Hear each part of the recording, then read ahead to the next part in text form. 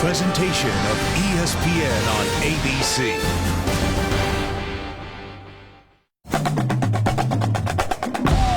The party just keeps on rolling with Miami. The U has turned this college football season into their own sizzle reel. A week after the beatdown of Notre Dame, Mark Richt's Canes are up to number 3 in the rankings.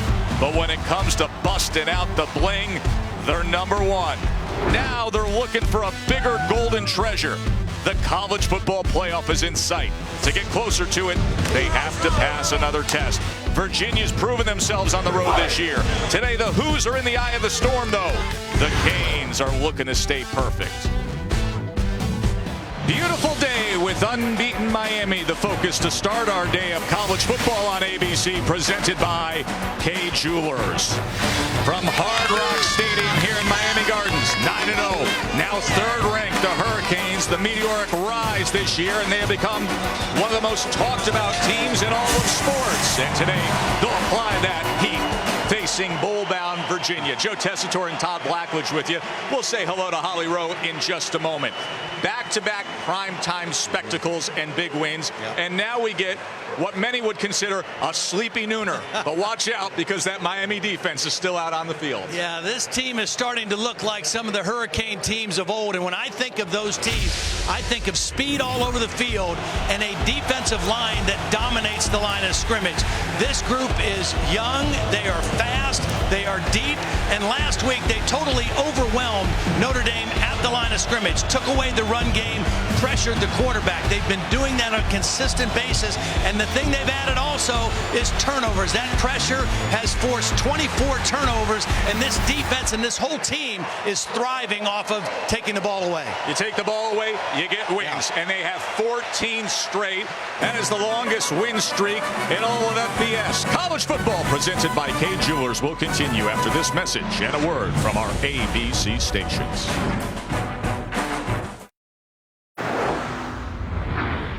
Welcome to Dr. Pepper Championship Drive Game of the Week. Virginia taking on one of the 4 remaining undefeateds as you're watching the ACC on ESPN. It has been quite the scene the past few weeks here at Hard Rock. The crowd is loving it, and boy, do they come out in force, dressed up to enjoy it. The turnover chains everywhere you look. Miami won the toss. Virginia will receive. Badgley to kick away. They'll go over the head of Reed. Let's go down to the field and say hello to Holly. Well, the big question in these parts is Miami back? And probably the most important thing is after that big primetime showcase last week against Notre Dame, the fans are back. For a new kickoff, we were worried about how crazy, how loud this environment would be. But I'm here to tell you, even though it's Thanksgiving break for many of the students, the Miami fans have shown up. It is loud, it is fun, and they are ready to get their days. So many have commented, Holly, as to how loud it now is here, especially with the stadium renovations and the canopy that is now over Hard Rock. And then you get an undefeated team, and this is the result. Kurt Benkert and the Virginia offense to get the day going with Jordan Ellis. Actually, Joe Reed comes into motion and takes the opening handoff. Now, one of the things Virginia is going to try to do is line up in some funky formations, different personnel groups, different movements to try to take a little bit of that quick step away from the Miami defense. Kurt Benkert is tied with Heisman winner Lamar Jackson for the most passing touchdowns in the ACC this year with 21. One of 10 Florida natives on this Virginia roster.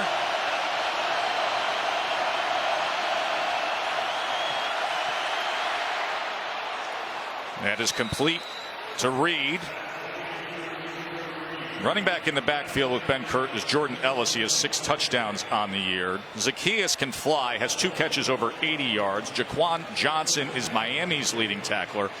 And Quarterman, well, he's in the tradition of other seek and destroy Miami linebackers we have seen through the years. Double nickels on Quarterman, 55 in the middle of that Miami defense.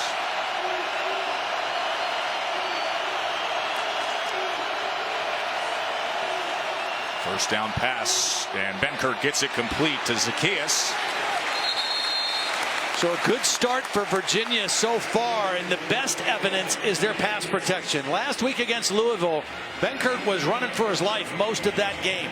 They were very disappointed with how their offensive line played. They felt that they were very hesitant in some of their blocking schemes. A good start tonight.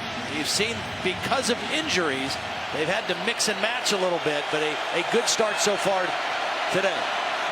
Ellis and Zacchaeus both in the backfield on 2nd and 8. A lot of pre-snap motion and shifting from Virginia. And Zacchaeus trying to get to the edge, but he is taken down by Malik Young. Yeah, bad decision by Zacchaeus to try to bounce that last part of the run. He had a decent run going. You got to get north and south quickly on this defense. If there's an opening, it does not stay open very long. He needs to cut right inside of that block, and he might pick up half that yardage. Instead, he only gains 1 and brings up a first third down situation of the ball game.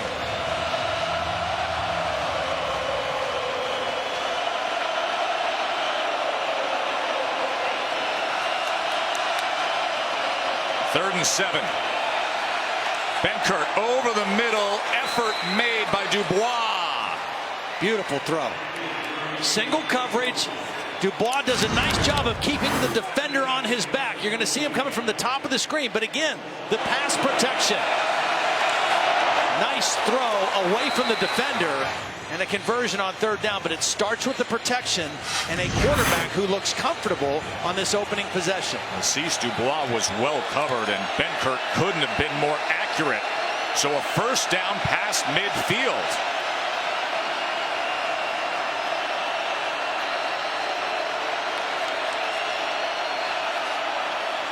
To pass again. Pressure getting after him, and he is tripped up. That was Trent Harris who leads the team in sacks. Well, Trent Harris got it, but R.J. McIntosh, who is having a phenomenal year, is the guy who created the problem. Watch number 80 right in the middle of the screen get pressure on the inside. He has played at a very high level. He splits 2 blockers, forces Benkert up in the pocket, and Trent Harris gets the sack. But the play of R.J. McIntosh really the last 2 weeks against Virginia Tech and Notre Dame has been at a very, very high level. Big man from Fort Lauderdale.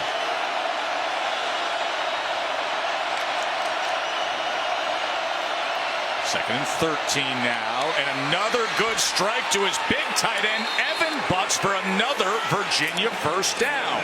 Evan Butts is a possession receiver. That's his 26th catch of the game, and it's good timing. Protection and timing. Another accurate throw by Benkert. And there is his wife, Sam Benkert, Kurt's wife, high school sweethearts. Couldn't ask for a better script if you're Bronco Mendenhall, Robert and I, the offensive coordinator, how they're starting. A little extra effort there from Jordan Ellis. Of course, Bronco Mendenhall, all the success he had at BYU for 11 seasons, and now his 2nd season at Virginia, a team that is already bowl eligible after only 2 wins a year ago. Very disappointed with how they played a week ago against Louisville. They look like a completely different team on the road this week against a better Miami team so far to start this game. And the 9th play of the drive already. 2nd and 7. As it is caught again, and then darting back is Zacchaeus, and he is gone to the end zone. Virginia jumps out in front of the 3rd-ranked Hurricanes. Really nice job and a call of moving the target, moving your quarterback. Watch Benkert's going to roll, and watch the block by Jordan Ellis. The tailback Jordan Ellis is going to do a nice job of blocking on Chad Thomas. That gets the quarterback to the edge, and then just poor tackling in the secondary by Miami. As good an opening drive as you can possibly have. Benkert 5 for 5 passing, 70 yards, and the touchdown strike. Olamide Zacchaeus. Great move to the inside, and it is 7-zip Hoos.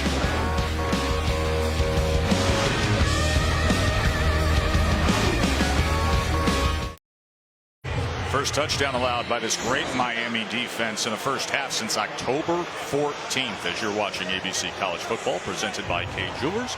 And we continue Dr. Pepper's Championship Drive Game of the Week. Time for our All-State, all-hands-in play. Well, Olamide Zaccheaus with his 71st and 72nd catch of the season on this drive. Here he is in the slot, but Miami has been pretty much a man coverage team, but they play zone on this play. And watch what happens after the catch.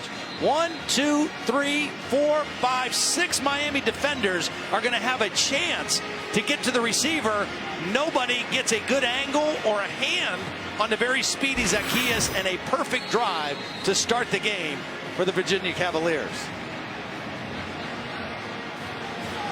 9 plays, 75 yards, flawless quarterback play right down the field against number 3 Miami.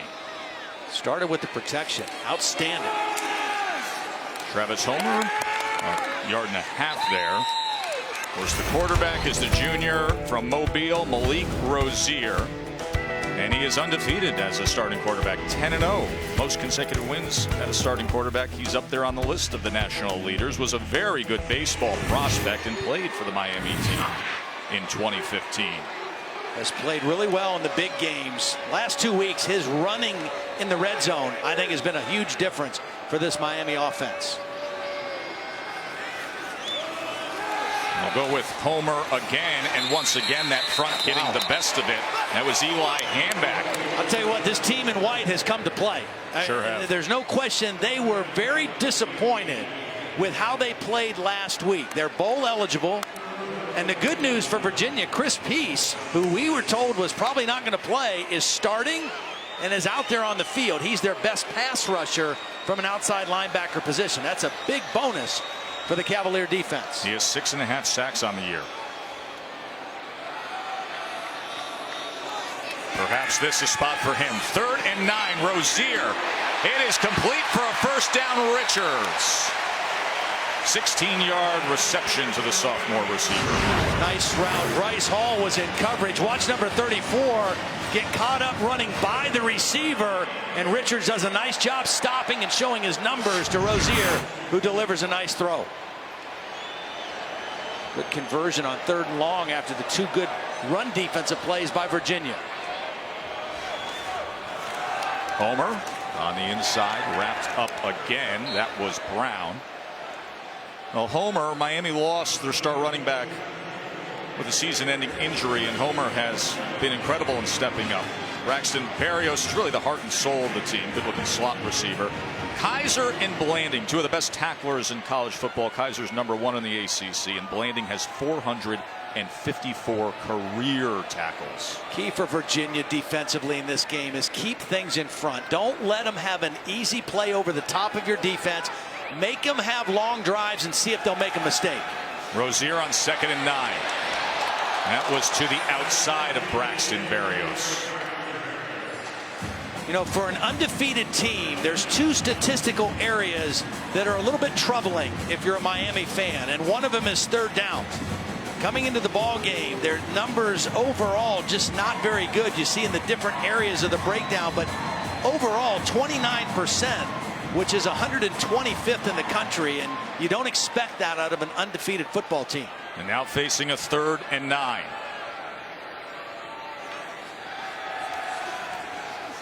Rozier intercepted by Quinn Blanding, his 4th of the year. Well, beautiful play by the corner, reading the double in route, is going to get a hand on the football and deflect it, and it's going to go up in the air for Blanding. Blanding known more as a tackler in the back end of the defense, but the play by Juan Thornhill, number 21, knocks the ball up in the air, and Virginia with the turnover. College football on ABC is presented by K Jewelers.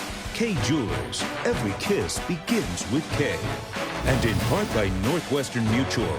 Northwestern Mutual, we help you live life differently.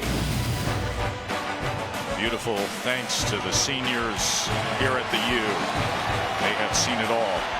So has this guy, one of the very best defensive backs in all of college football. Quinn Blanding with the interception moments ago.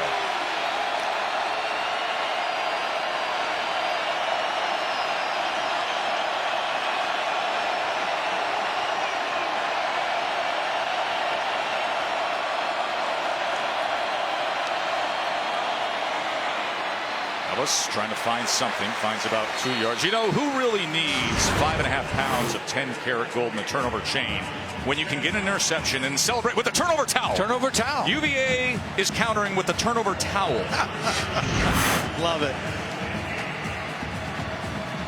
I don't know that you could dream up a better start to a game than a 75-yard drive. The quarterback goes 5 for 5 passing, and then an interception on Miami's first possession. This is the dream scenario to how to open the game for UVA. 2nd and 8. Here is Ellis out of the backfield as he wiggles his way for extra yardage. You know, there's a couple things at work here, Joe. On the Virginia side, it's a team that was embarrassed the way they played last week, that's already bowl eligible, that wanted to kind of get things going in the right direction again against a quality opponent. On the Miami end, 2 back-to-back incredible games, incredible atmospheres. It's natural, it's human nature to expect a little bit of a letdown on a noon game like this, and Virginia has capitalized so far. Now a 3rd and 3.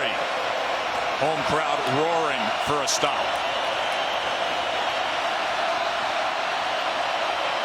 Benkert to the outside and complete again. Zacchaeus. Ball came out at the end there.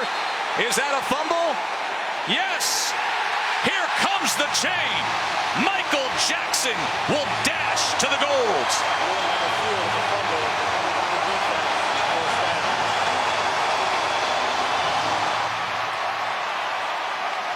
You cannot, this is the thing if Virginia's offense could not do, is turn the ball over to this defense.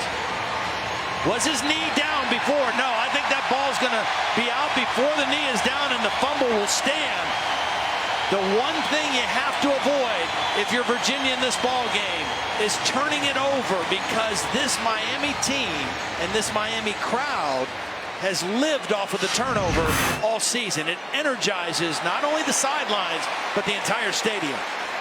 So Jackson, the first to be adorned with the orange and green sapphires and the 5.5 pounds of the chain. That was self-appointed chain, by the way. Joel Rodriguez did not put it around his neck. Jackson just said, I can take care of my own business. Miami's goal for the season was 25 turnovers, and that was number 25. Rozier, shot downfield and into the hands of Richards.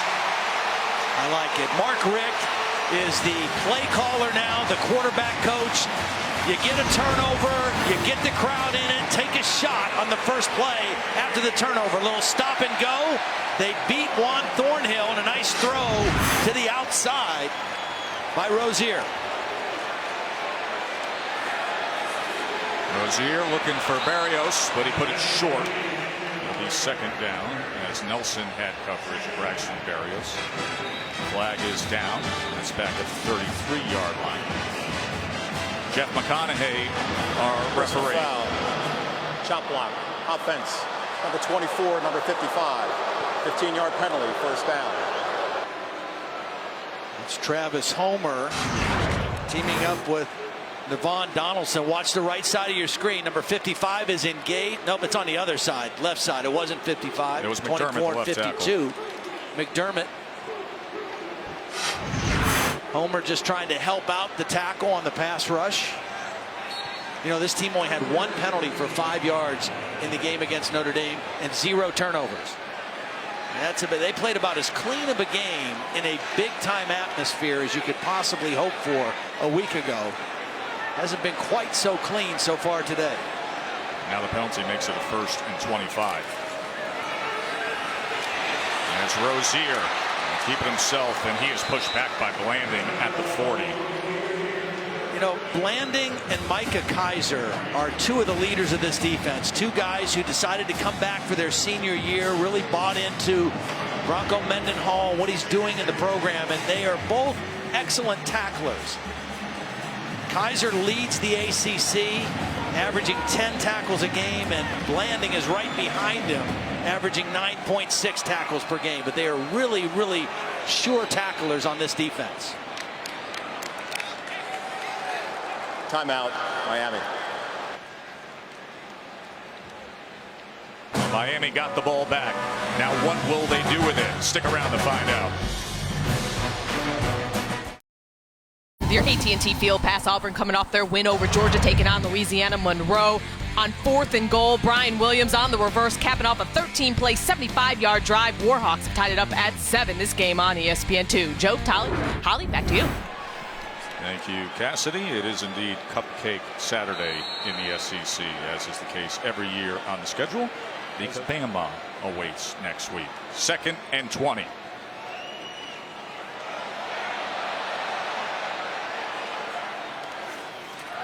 Rozier, play action, pressured, survives it. Now extending the play, and he will throw it away. It was Mandy Alonso who was coming in. College football playoff rankings are brought to you by Northwestern Mutual. We just mentioned and got the update on Auburn. Obviously, clearly the best position 2-loss team you can have, with the win over Georgia and then #1 Alabama next week. And there is Miami at lofty status at #3. First time in the college football playoff era that they have been in the top 4. The quick ascent. 3rd and 20. Too much from Rozier, as Berrios was over the middle. And he was open. It was a cover 2, meaning there were 2 deep safeties that were splitting the field. And Berrios was running down the center and was open. Now, Berrios is not a tall receiver at 5'9", but he was open. Here he is right here in the slot. He's going to run into the middle, and you're going to see the safety split and leave that middle of the field open. Just an overthrown ball.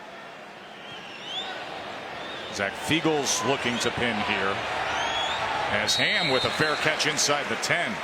Looking around saying, where am I?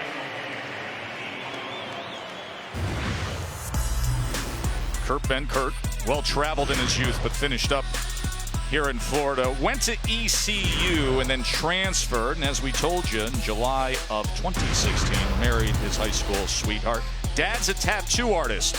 And obviously dad and son have a very good relationship. There he is in the orange hat. Well, he's off to a heck of a start. 7 for 7. Looks very calm and very comfortable against this Miami defense. It's 2nd in the nation in sacks per game and tackles for loss per game. It's Reed motioning into the backfield, and he will take the carry and get them some yardage out to the 13. Pinkney with the tackle after 5 by Reed. When we talked to Robert and I, the offensive coordinator last night, one of the things he said, you know, at the University of Virginia, high academic school, we have very smart kids. And one of the things that we can do with our kids is give them a lot in terms of formations. There's Robert right there in the center.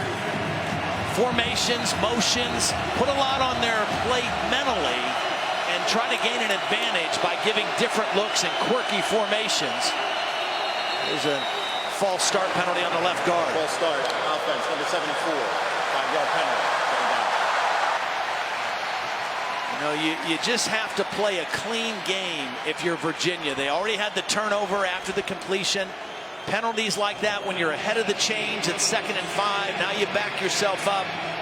Those are the kind of mistakes you have to avoid against a top-ranked team like Miami, particularly on the road. Because these are the situations that Miami defense and that defensive front gets geared up for.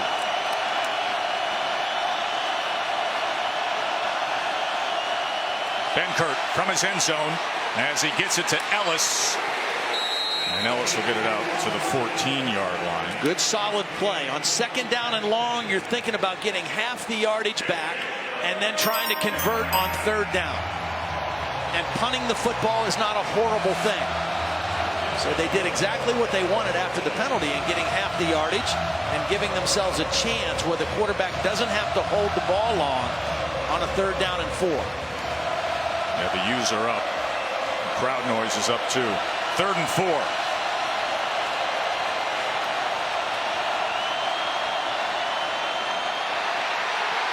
Right in the heat of it, and he gets it complete for a 1st down. Benkert stood right up to it for 11 yards to Atkins. Wow, that's courage now. This was a delayed blitz by the middle linebacker, Shaq Quarterman. And Benkert knew he was going to get level. He gets just enough on this throw. No follow through at all, but was able to snap it off just enough to get the completion with Quarterman bearing down on him. That is a gutsy play by the senior quarterback. He has been so impressive early on here against this fired up crowd and this overly athletic Miami defense. Another job of moving the target. Wide open man. Wide open Joe Reed. Cuts back. Who's rising? UVA. Wow.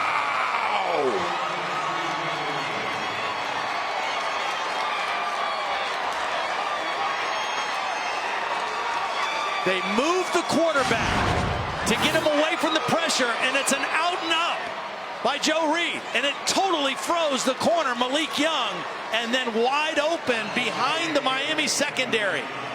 Just a loss of concentration by Malik Young, and a beautiful job moving the quarterback to buy extra time to throw that deep one down the field. This is just an outrageous, and I mean outrageous start for Kurt Benkert. 10 for 10, 178, 2 touchdowns in the face of it all against number 3 Miami.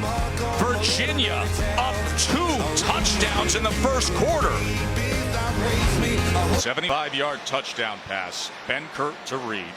The longest play from scrimmage allowed by Miami this entire season. Well, you said it going to break. Bronco couldn't have hoped for a better start for his team or for his quarterback. I mean, Benkert is absolutely flawless so far in the ballgame. Look at this. And they go onside. And we will see. Did it go 10? I think they recovered, right at the 45. but I don't know if they got it 10. Virginia is going to come up with the football, I believe, if it went 10 yards. Bronco Mendenhall pulling out all the stops. Wow. I mean, why not? I love it. He does the bunt onside. Remember, it's got to travel 10 yards, can't be touched prior by a Virginia player. A Miami player reaches out. Miami touched it first. Virginia had a shot to get it. They lost it under the pile, because Miami hit it before it went 10 yards, and Virginia should have come away with this football. It's almost amazing Virginia didn't come away with the football there. If you watch Mayweather there reaching out, touch the ball prior to, and then just a fight for it, wrestling for it, but watch his hand right there. That's a live ball at that moment. And there's 3 Virginia players. 3 as is Virginia. Reed. Well done by Miami coming away with it.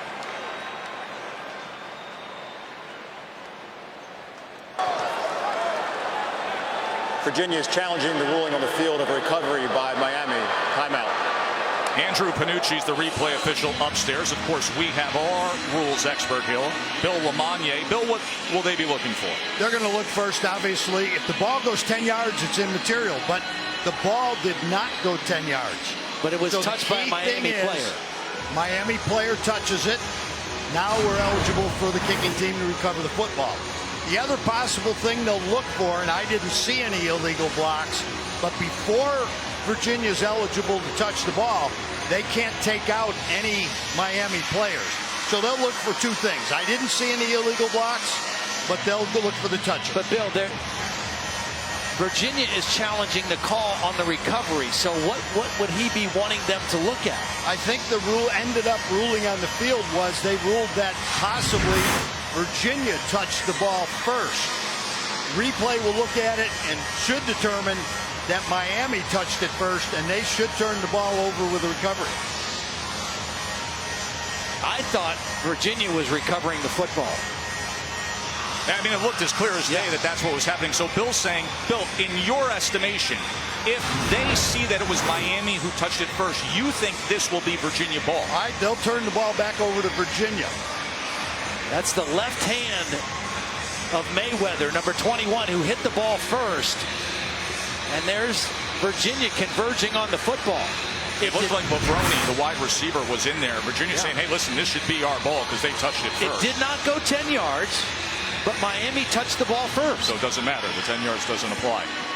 The only other possible thing is, in our recovery, do we have indisputable video evidence of the recovery?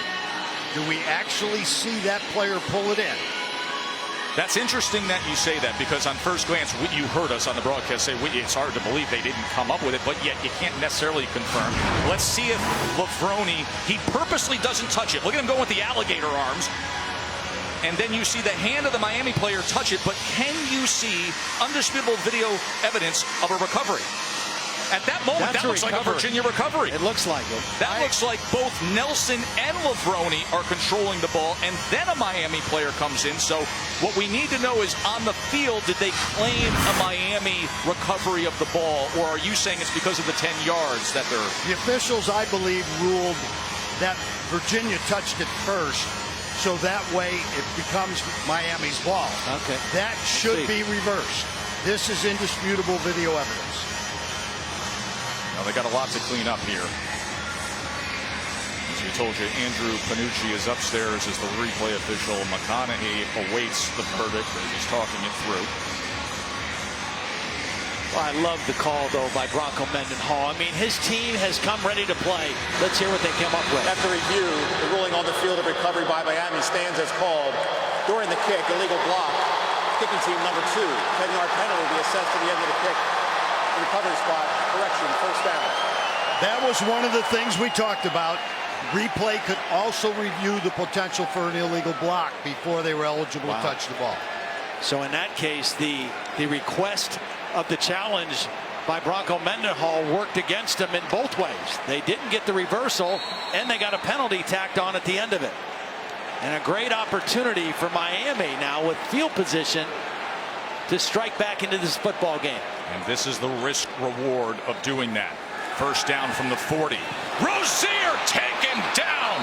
Driven back that time by Bryce Hall on a cat blitz. See, I just think, again, Miami does not look focused like they were the last 2 weeks. Corner blitz, Rozier has no idea it's coming, tries to pull the ball down and scramble, and right into the hands of the blitzing Bryce Hall. Negative play right after the turnover by this Virginia defense. Remember, Bronco Mendenhall calls the defensive plays as well, and he dialed one up right there. And all of a sudden, it's 2nd and 15.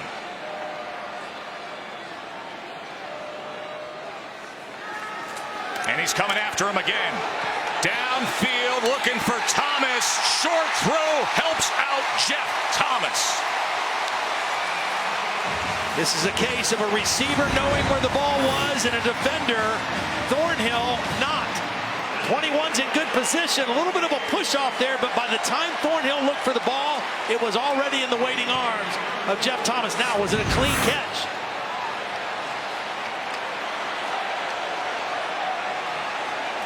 Now they're getting this play off. And Homer going to push it just beyond and inside the 10-yard line. Let's go back and look at that time. The ball can hit the ground as long as it doesn't aid in making the catch. Wow, that's close. If you have firm control and the ball hits the ground and then there's no movement, it can hit the ground. I'm surprised that they didn't even take a look at that. 2nd and 8. Rozier, plenty of time, and nearly picked off, but that was well defended by Nelson. Nelson coming over the top from his safety position. Timed it right, got a hand on the football, and knocked it away from Barrios. So the 2 areas where Miami has struggled offensively, 3rd down and the red zone. The last 2 games, their red zone has been much, much better, and it's because of quarterback runs, quarterback draws in the red zone the last 2 weeks. by Malik Rozier. Mendenhall wants a timeout to talk over this 3rd and 8 situation. This will be a 30-second timeout.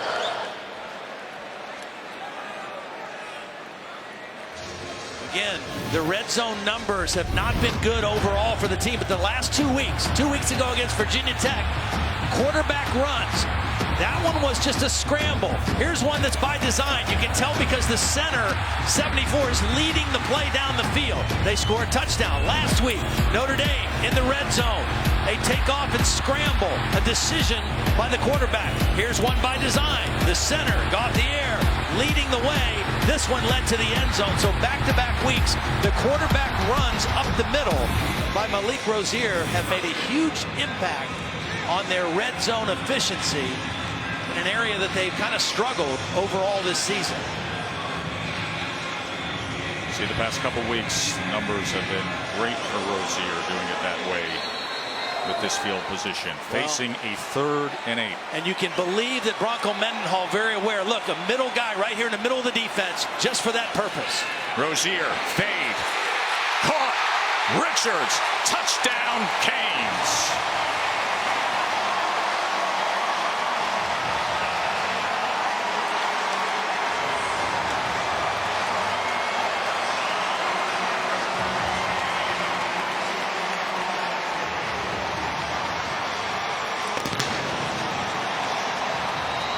Well, that's a beautiful throw and catch.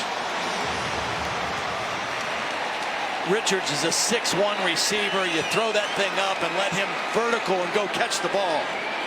Beautifully done. And I'll tell you what a great response by Miami.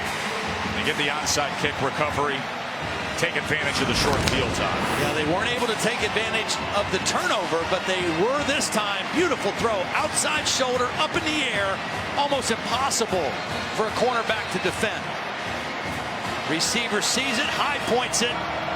Can't stop that. And Miami draws within 7.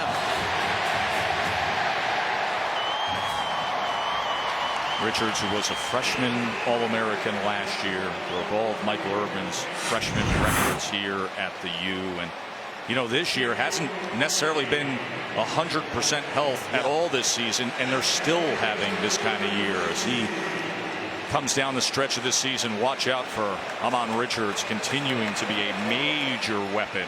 Yeah, missed the first 2 games with a hamstring injury. And his numbers are down, but boy, does he gives them another weapon on the outside, that's for sure, when he's healthy.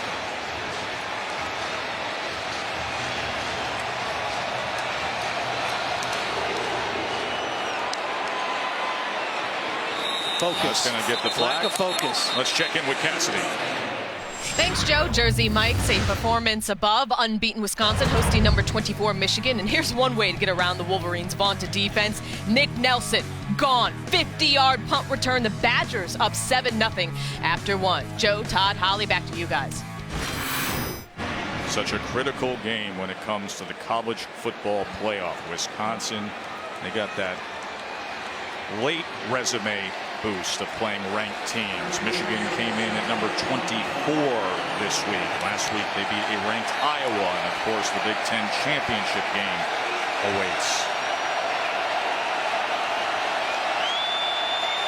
It is getting loud here. The guy you really have to account for in this Miami defense is McIntosh, number 80. That was wrapped up after just a gain of 2 by Pinckney. What a fun start to things here in South Florida. As Virginia hit big with the 2 touchdowns, Miami responded.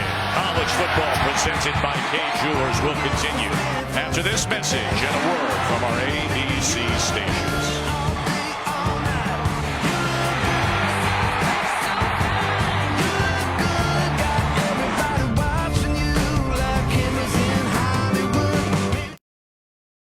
Virginia with a touchdown lead against undefeated number 3 Miami as we get set to start the second quarter. Big plays to find that first quarter. Virginia jumped out 14-zip. Kurt Benkert has been sensational so far. Again, their philosophy, get half the yardage on second down if they can. Benkert checks down, And gets it to Evan Butts, his tight end. Pacific Life game summary. Get you caught up to speed. Well, Benkert, as you mentioned, now make that 11 for 11. And he just looks comfortable. Last week against Louisville, I thought he got flustered. He left the pocket too soon. The pressure got to his head. Today, he's been very calm.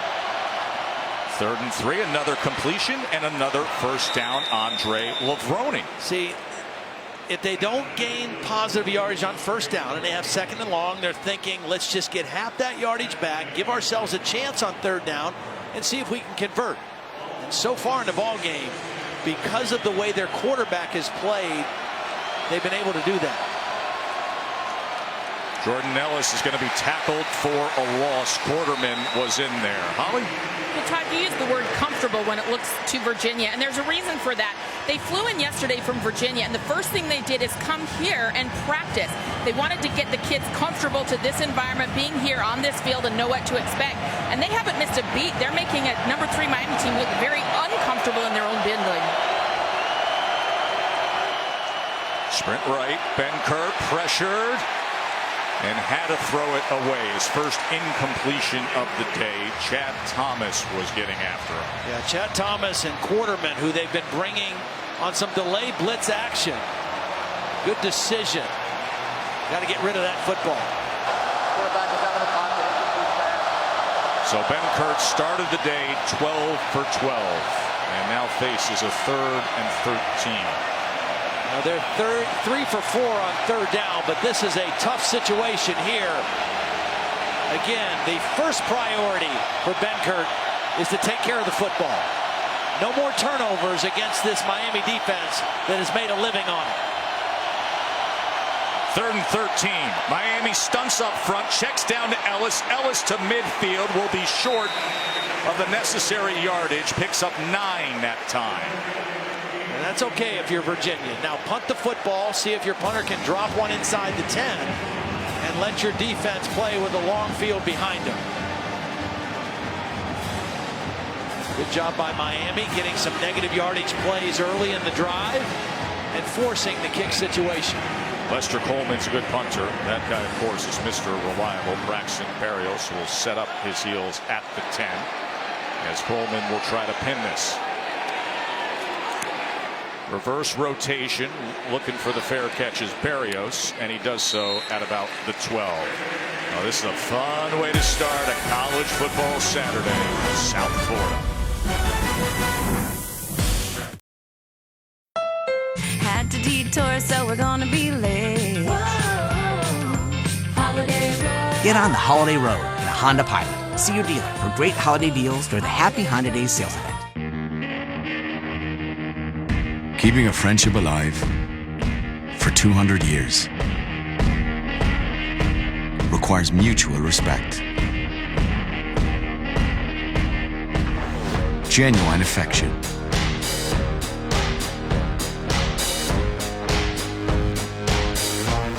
and the right beer.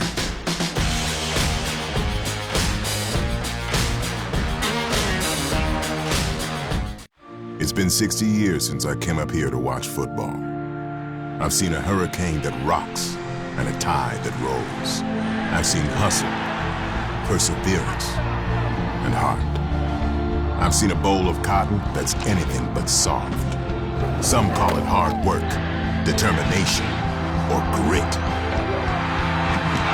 I call it blimp-worthy.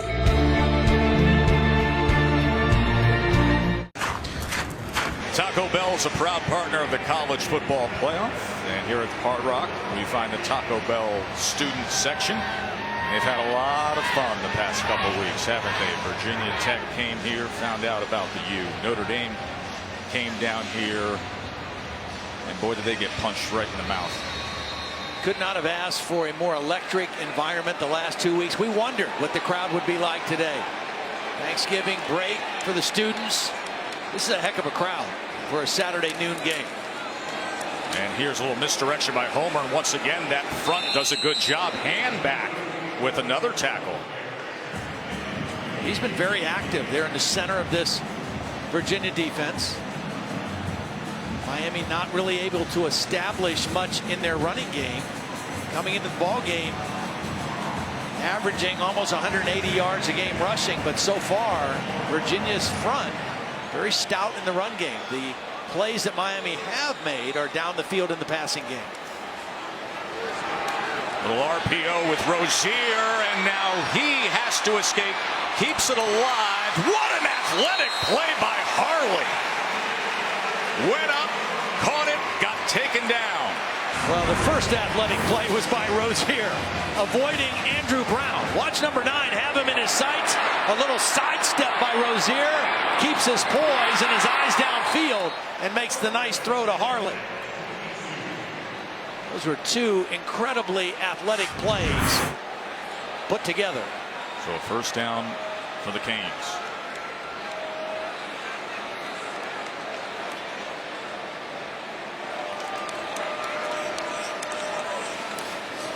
Homer straight ahead. He is wrapped up by Moy. Tonight at 8 Eastern on ABC, it is number 11 USC hosting UCLA, one of the great rivalries in the sport. And of course, this year, it plays so well with Rosen versus Darnold, with all the hype for both guys as pro prospects. Mel Kiper puts forth his top 5 NFL prospects, and there are the headline attraction quarterbacks. Expect to see Miami try to get Herndon in the ball game here soon. 2nd and 9. Rozier makes the most of it as he works his way to the 30-yard line, landing and handback with the tackle. The thing I like about when he scrambles is he normally is just going to go straight up the field. He's not trying to dance. He's not trying to make necessarily big plays out of it. He sees a crease and he goes north and south, and it's usually a good decision.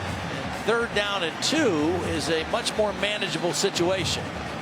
See how they have struggled with their national ranking in 3rd and short, 128th. And here they face a 3rd and 2. Rozier to Richards, and he won't get there. It was Kaiser right on him right away. And the struggles continue for Miami in spots like that. We just mentioned the quarterback going straight up the field, north and south. The receiver needed to do this as well. This is a short throw. Catch it and get going right up the field, and you probably make the first down. But that step backwards by Richards, trying to make it a bigger play than he needed to, caused him to come up short. And then you got Kaiser, who's the leading tackler in the ACC, 4th in the nation. So Fiegel's on to punt, and Ham will have a chance with a return here. And he umbrellas this, doesn't turn it over. A lot of traffic there as he muffs it. Was calling for the fair catch, and there is a fight for the ball. Travis Homer was one of the first guys down there, the starting tailback. They already had the mistake on the onside kick attempt. Miami football. And there's Travis Homer coming up with the football.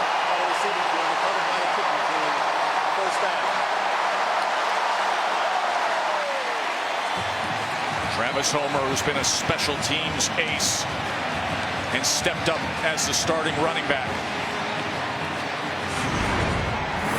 This ball kept drifting away from Ham. You got to kind of, boy, just a mistake. A mistake by Virginia and a capitalized situation by Miami. And I would expect Mark Richt right now to go for the end zone. Take a shot to make a play. Travis Homer getting to wear the chain. How about when the starting running back gets the turnover chain? Yeah.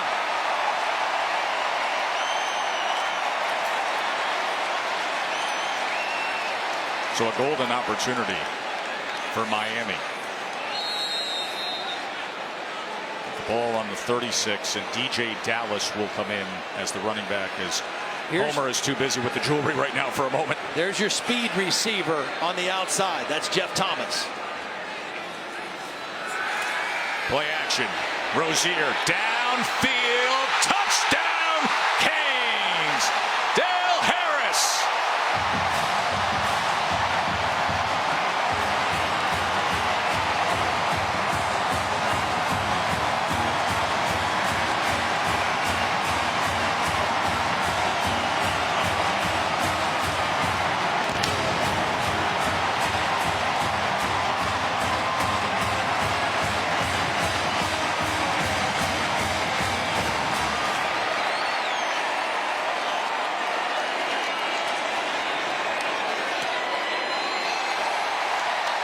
I've done enough Mark Richt games over the years to know what he's thinking coming off that turnover.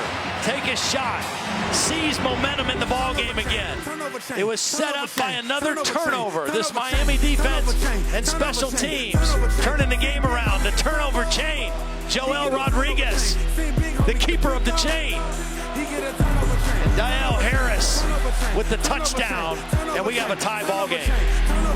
Turnover chain. You see the whole crowd don't use up.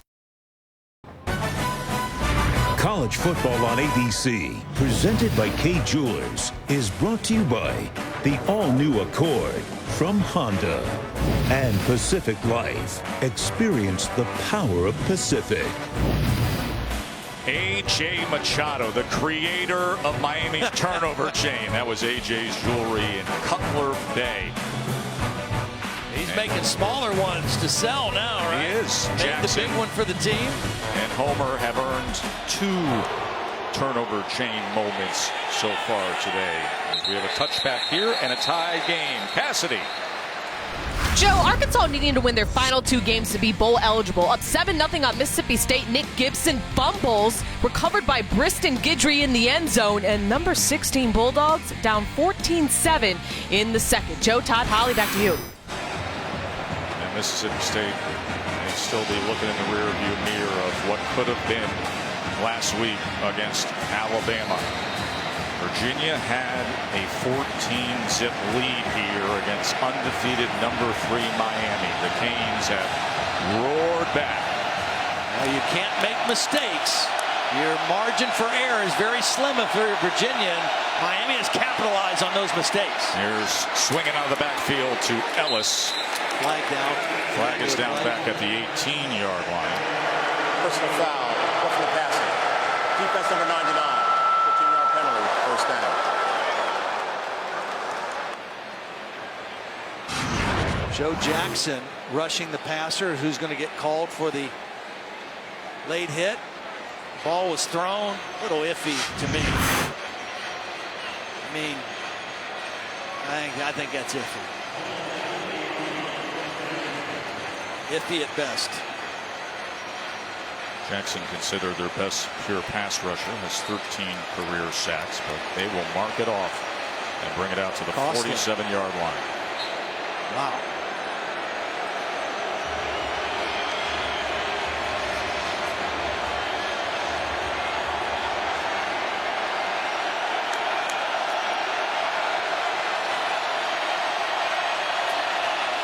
They're going to run Reed again on the sweep, and he gets it just short of midfield. Reminder, Tuesday on ESPN, it's the College Football Playoff Top 25 rankings at 7 Eastern. Things are getting interesting, aren't they? Miami took the jump up to number 3. Of course, the new number 1 is Alabama after Georgia stumbled last week. Wisconsin right now leading Michigan in a critical game in the Big Ten. Well, Virginia has one receiver that has the speed to run by a defender. That's Lavroni. He's up here on the top of the screen. Then Kurt will check down to Zacchaeus, and he is met about 2 yards short of the line, as Johnson was the first to get there. And 3rd and short for the Hoos. Virginia has not had trouble moving the football against this Miami defense. Pretty good blend of run and pass. The quarterback has been comfortable. He's been accurate. But the mistakes in their kicking game has led to 2 short fields. And Miami has capitalized on those short fields. 3rd and short now. Virginia 3 for 5 on 3rd down in the ball game. Big back is Peacock, with Ellis flanking him to the left. That never, and I mean never, had a chance with big R.J. McIntosh surging in. He's just so quick, Joe, off the ball. His first step off the ball, he splits through the defenders. Watch him. I mean, there's no chance. So quick off the ball, gets there before the right tackle, Pertile, can get to him, and stuffs this in the backfield.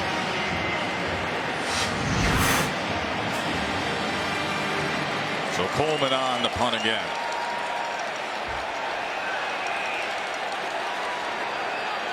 Miami teams of old were built around defensive lines that dominated the line of scrimmage.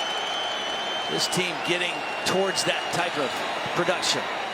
Coleman just blasts away, gets it off as they were coming in on that punt shield. Oh, we got a good one down here at the Hard Rock, all tied up with UVA and the Canes.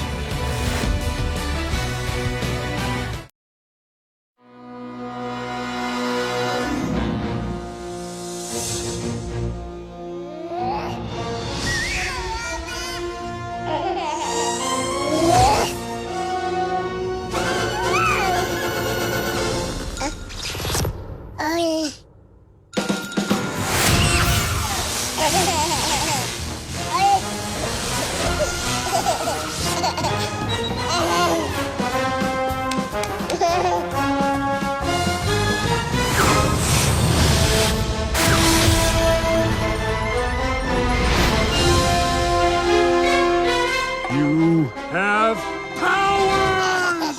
Yeah, baby!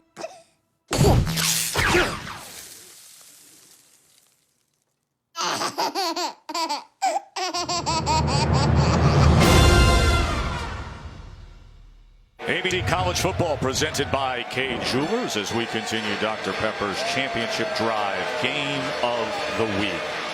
All tied up between Virginia and Miami. Did you know that we have academic excellence among us today, Todd? The Campbell Award finalists have been named. Micah Kaiser and Braxton Berrios for the prestigious academic Heisman are finalists. Tremendous honor. Both will be honored in New York on December 5th. $18,000 postgraduate scholarships.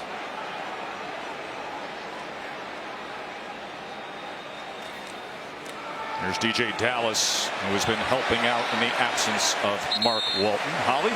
Well, those are two great students. Berrios has never gotten anything but one B+ in his life, everything else A's. But for Micah Kaiser, I asked him what was a class at Virginia that had really stood out to him. And he said he took a Black Fire class that was talking about how African-American students can get integrated into higher education. They had to do a student project, so he did it on his coach, Marcus Hagans, who is a terrific player and now coach.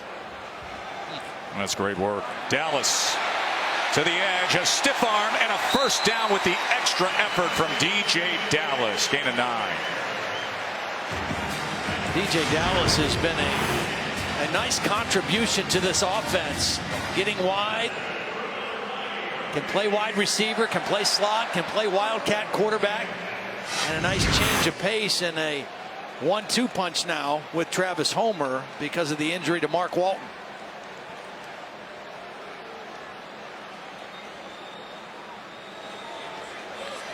Travis Homer sheds the turnover chain that he just earned out there on first down.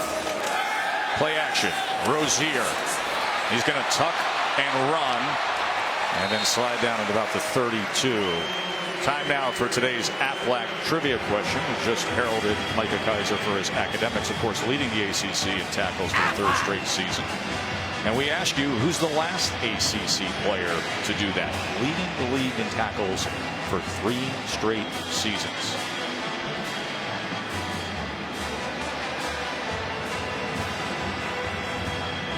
Kaiser 4th nationally in tackles this year. Right in the middle of that UVA defense.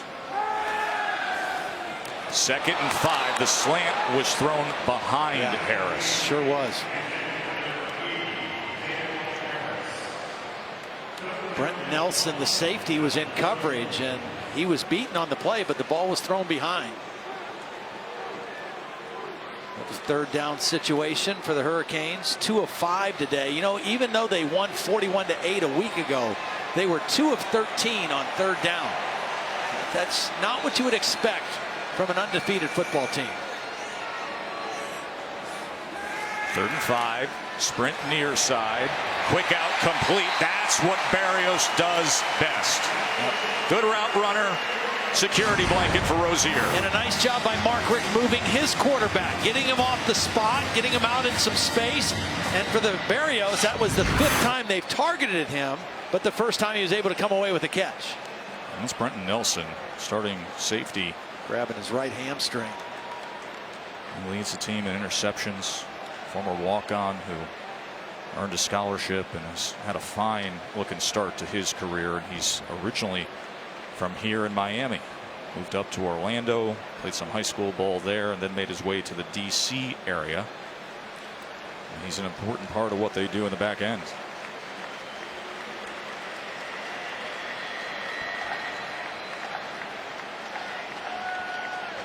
Well, the next safety in the game for Virginia is a true freshman, Joey Blunt. Dad was a former safety, Tony Blunt, back in the late 70s for the Cavaliers, but he'll be coming into the ball game now, number 29.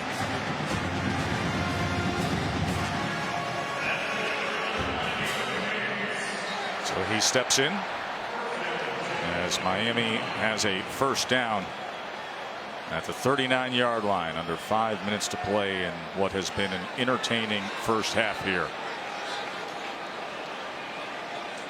Empty look for Rozier. Threw it a little low that time for his intended target, Langham. I think one of the big things for this Virginia defense is they've been able to get decent pressure on Rozier, but the best thing is they have really controlled the running game of Miami. Last week against Notre Dame, Miami ran the football extremely well, had tremendous balance in their offense. Tonight, not able to run it very well, only 11 yards or 32 yards rushing in the first half.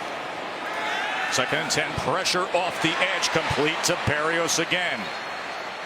Now, we asked you moments ago, and looking at Micah Kaiser, he's leading the ACC in tackles for the 3rd straight season. Who's the last ACC player to do so? That was our Aflac trivia question. The answer? No, the all-time leader in college football history in tackles, Luke Kuechly from BC, about 6 years ago. Of course, has gone on to become the NFL defensive MVP. That's good company that Kaiser is keeping.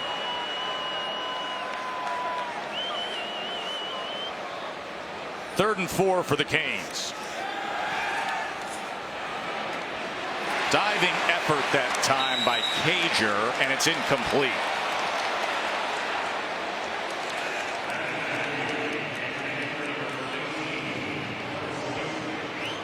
Wasn't a real accurate throw by Rozier. It was a little bit off the mark on that quick hitch route. Ball was bobbled, little contact. Punt situation now for the Hurricanes. Remember, Ham struggled last time out there, had the muff that was recovered by Travis Homer.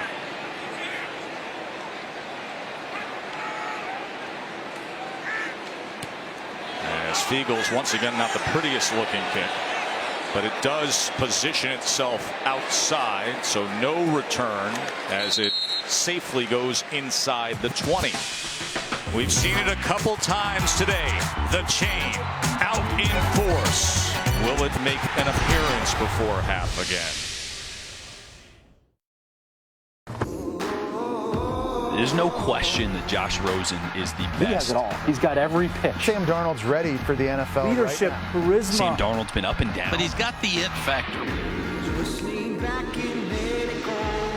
Just something about UCLA, USC. Every year I love to sit back and just take it in. One of the grand rivalries of our game. It's coming up later tonight right here on ABC at 8 o'clock time. You know what I like is when they both wear their home unis. I think that's awesome. Absolutely love that about the rivalry.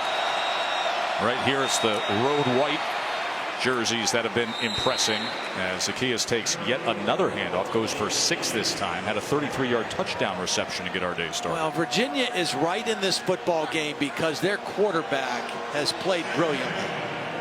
Kurt Benkert is 15 of 16, and the only incompletion, he threw it away intentionally.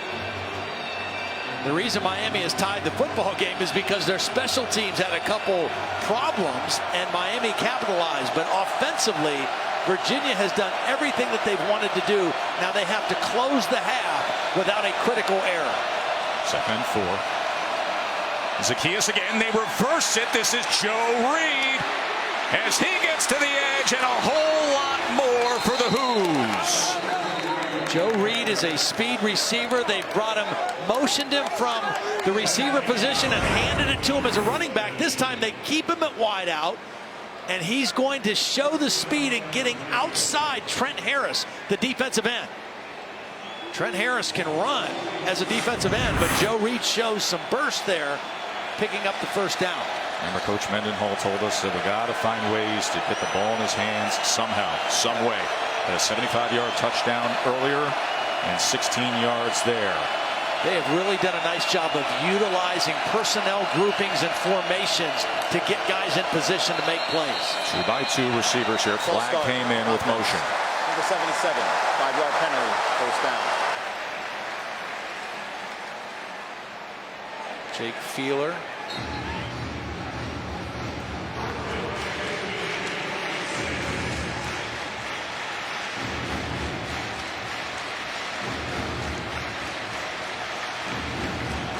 Again, with the way Miami has played this year, forcing turnovers, the feeding frenzy that causes for their team.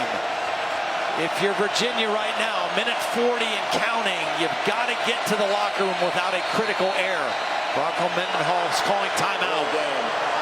They didn't get it. They tried to get the timeout. I think they're going to give Virginia a timeout call here. Yeah, I think the crew member closest to Bronco is going to say, hey, listen, he was calling for it. Prior to the play clock expiring, timeout Virginia. And that'll be their final timeout of this first half. Gives us a chance to go to the studio to Cassidy. Thanks, Joe. Number 6 Auburn tied with Louisiana Monroe until Jared Stidham airs it out, and Darius Slayton gets up and gets it for the 50-yard score. Tigers up 14-7. This game over on ESPN2. Joe, Todd, Holly, back to you. You know, Cassidy, we hear so many, and Todd, people talking about the Iron Bowl next week and saying, hey, listen, based on how those two teams are playing right now and the health concerns with Alabama, there's an Auburn lean bubbling up, Todd. You got people leaning Auburn on that game with the Iron Bowl. I don't know if I'm ready to go there yet on that lean. But it should be a heck of a football game. The thing about Alabama with the injuries at linebacker, their defense is not a simple defense. So when you're bringing new guys in to play bigger roles, it takes a couple weeks. By the time they get to Auburn, those guys will be pretty locked in.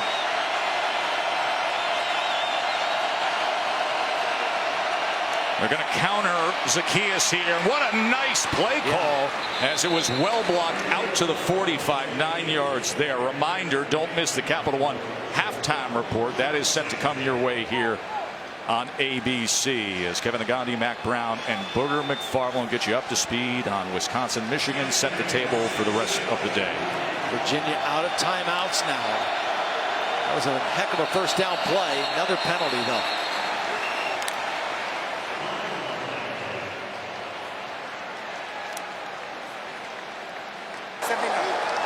Snap infraction offense, number 79, 5-yard penalty, second down.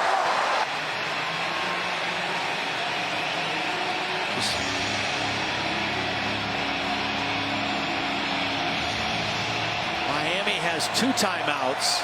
Depending on what happens on this second down play, they may choose to use them to try to force a punt situation.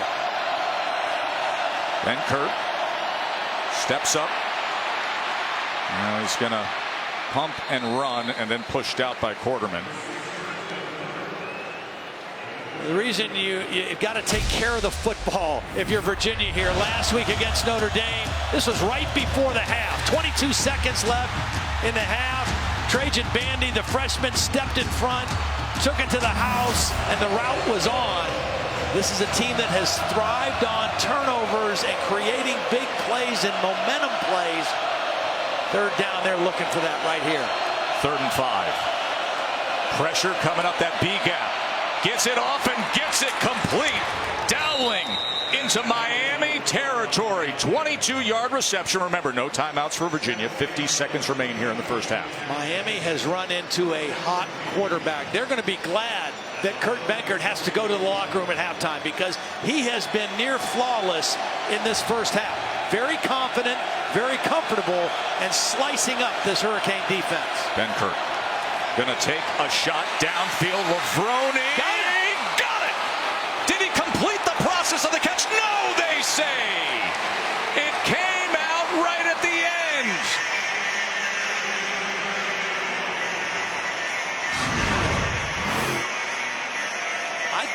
Well, here it is. It's a beautiful throw. I thought he caught it and took a step before he went to the ground. He has it. 2 feet are down. That's a catch. The ball doesn't come out until the end of the play. Bill Lamagna, our rules expert. What do you got? You hit it right on the head. The 3 components: control, inbounds. Ruling on the field of an incomplete pass is under further review. And you've got to take and do something common to the game. Those steps were common to the game. Touchdown.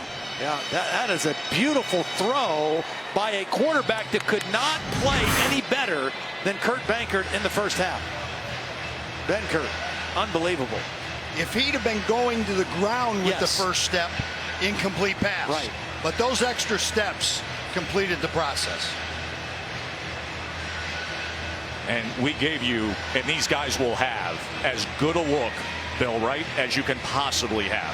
I mean, that is as good a look as you're going to get of seeing what you just described. Exactly. The steps following and completing the process of the catch. So it becomes a moot point, is what you're saying, once these steps take place, because he's not going to the ground following the security of the ball. No, there was not an immediate hit.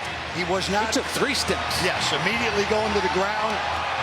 This should be reversed to a touchdown. We talked about Lavroni is the one guy who could run by defenders, and he did. After further review, the receiver maintained possession through the catch. Touchdown. And look at this scoreboard now. 30 and look at the sidelines of Virginia right before half. We talked about last week right before half, the turnover. How about a touchdown with under a minute by the visiting team to steal momentum to go to the locker room? Unbelievable effort by the Virginia offense here in the first half. How about that throw by Benkert? Remember, his only incompletion of this first half was just the throwaway. 310 yards of total offense in the first half for the Virginia Cavaliers. Last week, they had under 300 for the game against Louisville on the road. A completely different looking Cavalier offense today.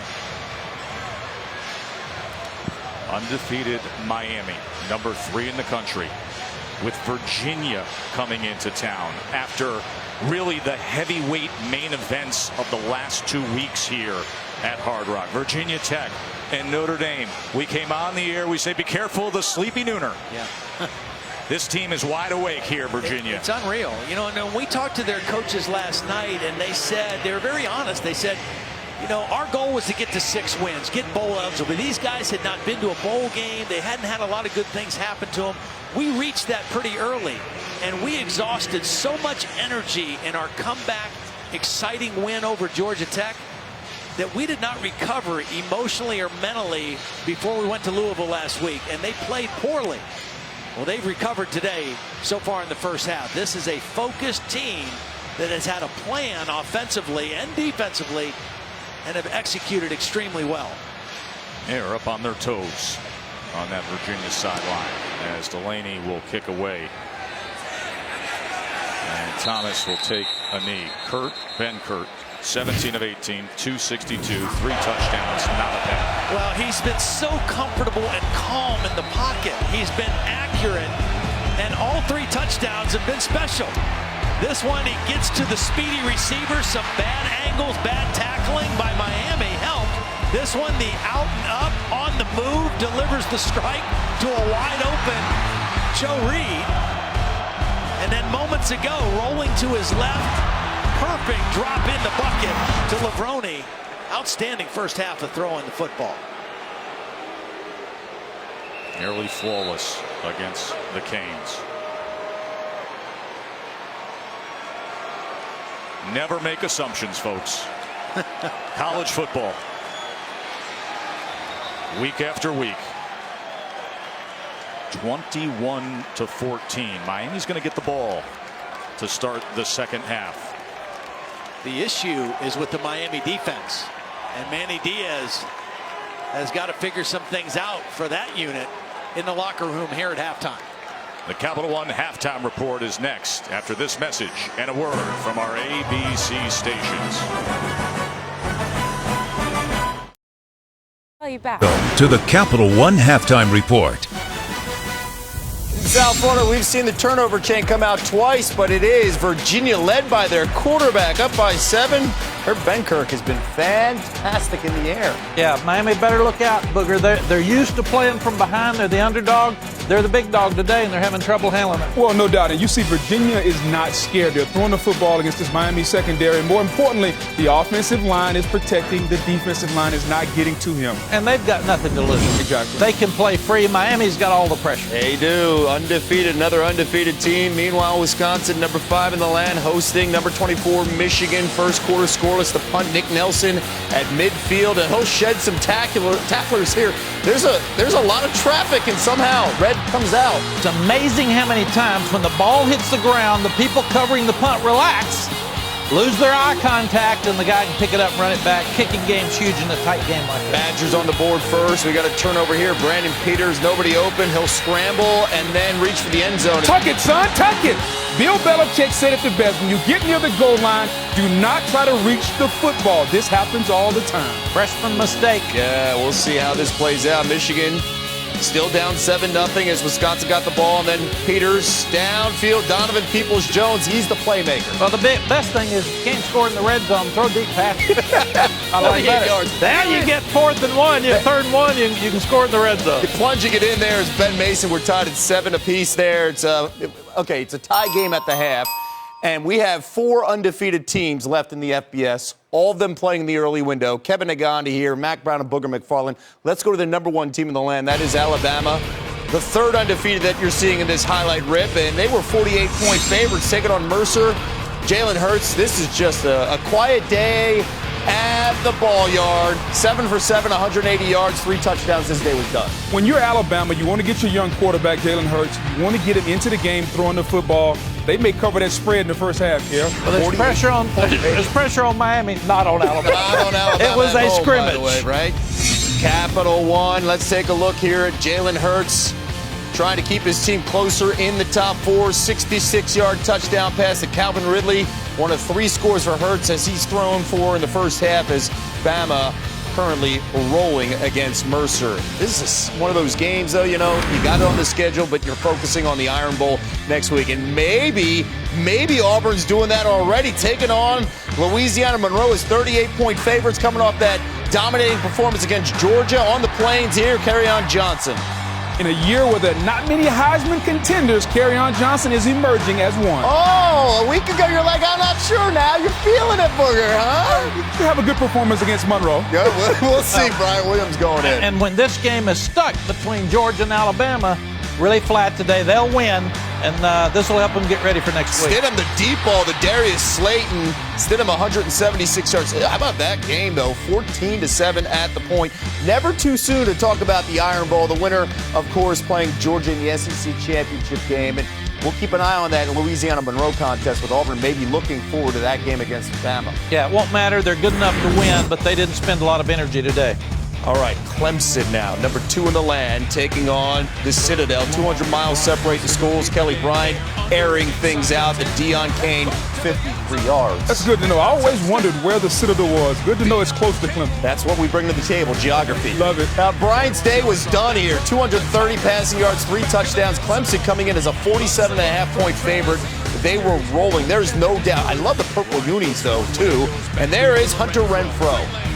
It's good to have a scrimmage before a big game next week. I call them scrimmages. That's what they are. Nothing right now. That's How what about, they are. Money day for Citadel scrimmage. 4 undefeateds. Here's that 4th one. That is number 15, UCF, on the road against Temple. Mackenzie Milton going in for the score. Temple was up 3-0, and then after that, UCF just opening things up. They look really good. Drake Nelson going in right there for the 2-yard touchdown. And Milton again. This is all setting up for that game against USF. Well, you know what? That game is going to decide the America. And if you're Temple, start getting ready to cheer on Quentin Rose. It's basketball season for the Temple Owls. And Central Florida's really good. They started slow, but look up, 31-13. You're locked in on basketball. I appreciate that. We're locked in on the primetime game, the night of the quarterbacks. We'll preview next. The Capital One Halftime Report is brought to you by the Quicksilver Card from Capital One. Earn unlimited 1.5% cash back. every purchase, everywhere. What's in your wallet?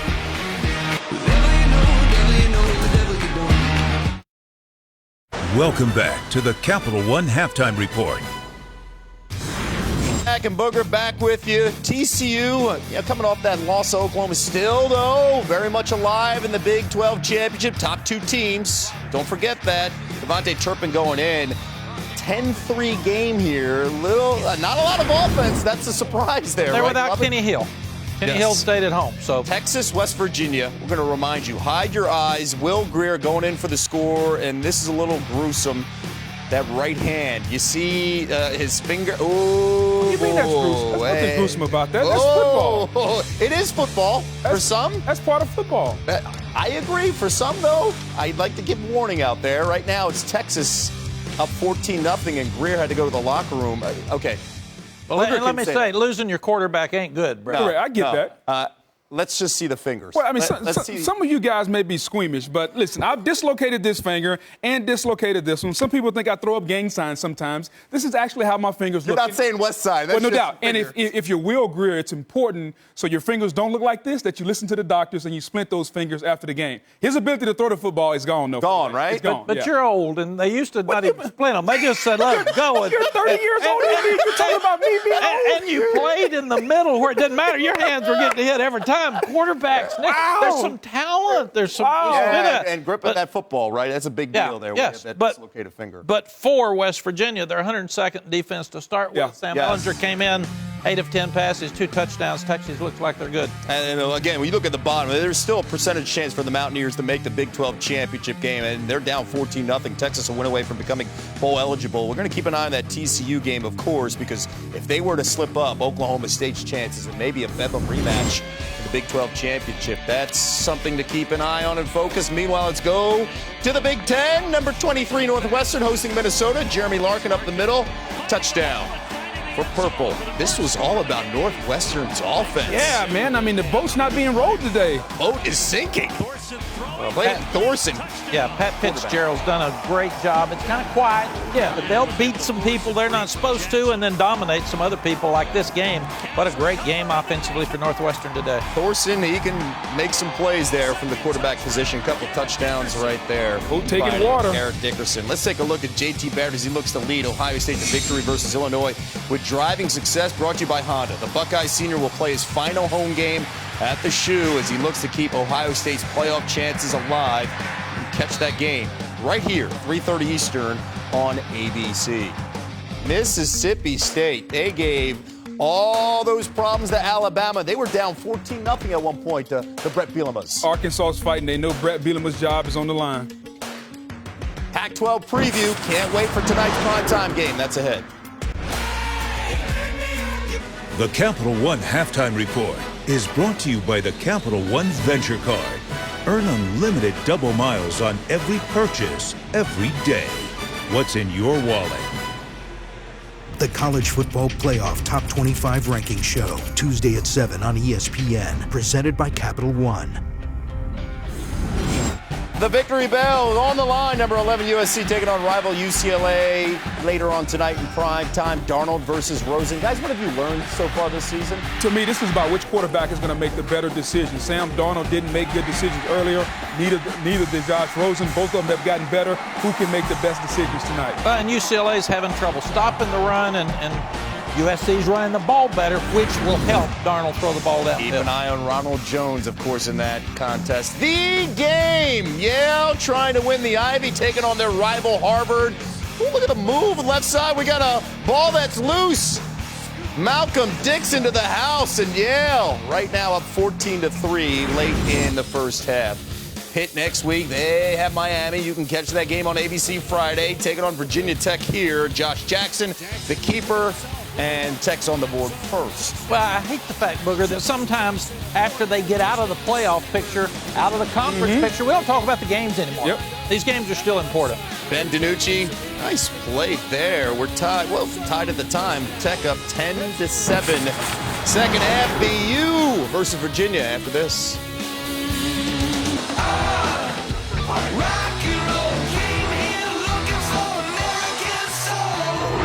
As it is caught again, and then darting back is Zacchaeus, and he is gone to the end zone. Wide open man. Wide open, Joe Reed cuts back. Who's rising? UVA. Wow. Rozier, fade, caught. Richards, touchdown, Canes. Play action. Rozier, downfield, touchdown, Canes. Gonna take a shot downfield. Lafrone. Got it. How about a touchdown to steal momentum?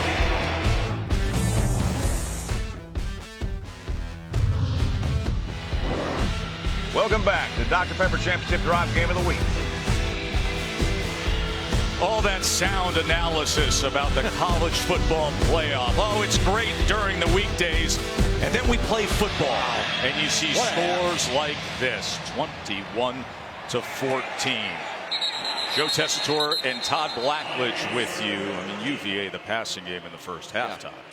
Well, Kurt Benkert played as well as you could possibly play as a quarterback. 17 of 18, 3 touchdowns. But make no mistake, the reason Virginia is leading this game, they've been the better team at the line of scrimmage. They have. Both their offense and defensive line outplayed Miami in that first half, and that's where games are won or lost. And that was a beautiful half of football. And now right away we'll see the Miami offense with plays called by Mark Richt going against this Virginia defense with plays called by Bronco Mendenhall.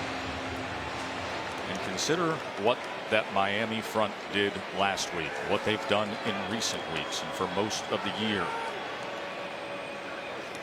So Miami with the ball to start the second half. Rozier taken down by Chris Peace.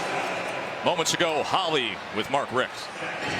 Well, Coach, just 31 rushing yards in the first half. What do you have to change to run the ball more effectively? Well, they've done a great job on our inside zone. We're not getting any movement. We haven't really got any good creases for our backs, but sometimes you just got to keep banging away. What was the locker room like just now? Did your team have a sense of urgency about them? Oh, we've been like that. We've been in these kind of games before. It's nothing really new for us. So we're going to keep banging away, playing ball, and we'll see what happens at the end. Thank you, Coach. Thank you. Well, keep banging away, but this is about as bad a start as you could hope for if you're Miami. First play, their left tackle, KC McDermott, just gets frozen on an inside move by Chris Peace for a sack, and second play is a false start penalty. So this is not the way Mark Richt wanted his team to come out of the locker room. Remember, the only reason they have 14 points is they had 2 short fields to work with after the failed onside and the muff punt. They have not sustained long drives against Virginia. Second and 22 as he throws back against the green looking for a homer. It was interesting. Chris Peace, who had the sack there to open up this second half. You see him right there. You talked to the coaches in the last 24 hours. I would say it was leaning that he wouldn't even be able to go today. That's the way they made it sound. But I watched him before the game in warmups, and he was running full speed. He has that left ankle taped, but he has played, and not only played, but played well. No linebacker in the ACC has more sacks this season than Peace. And this is a perfect spot for him. Third and 22. They only bring 3. He comes off the edge. Rozier is going to tuck and will be tackled after a gain of just 3. The UVA defense comes out and does their job. Malcolm Cook was in that spy position, ready to tackle the quarterback if he took off, and did a nice job making an open field tackle on Rozier to force the punt. Now Zach Fiegels way back at his own 2-yard line as Daniel Ham potentially could give UVA great field position. Remember, he muffed one in the first half. Led to a short field and a quick touchdown for the Miami offense. As well as a gifting of the turnover chain. That is blocked. Virginia blocks Fiegels. And they will have possession in prime position.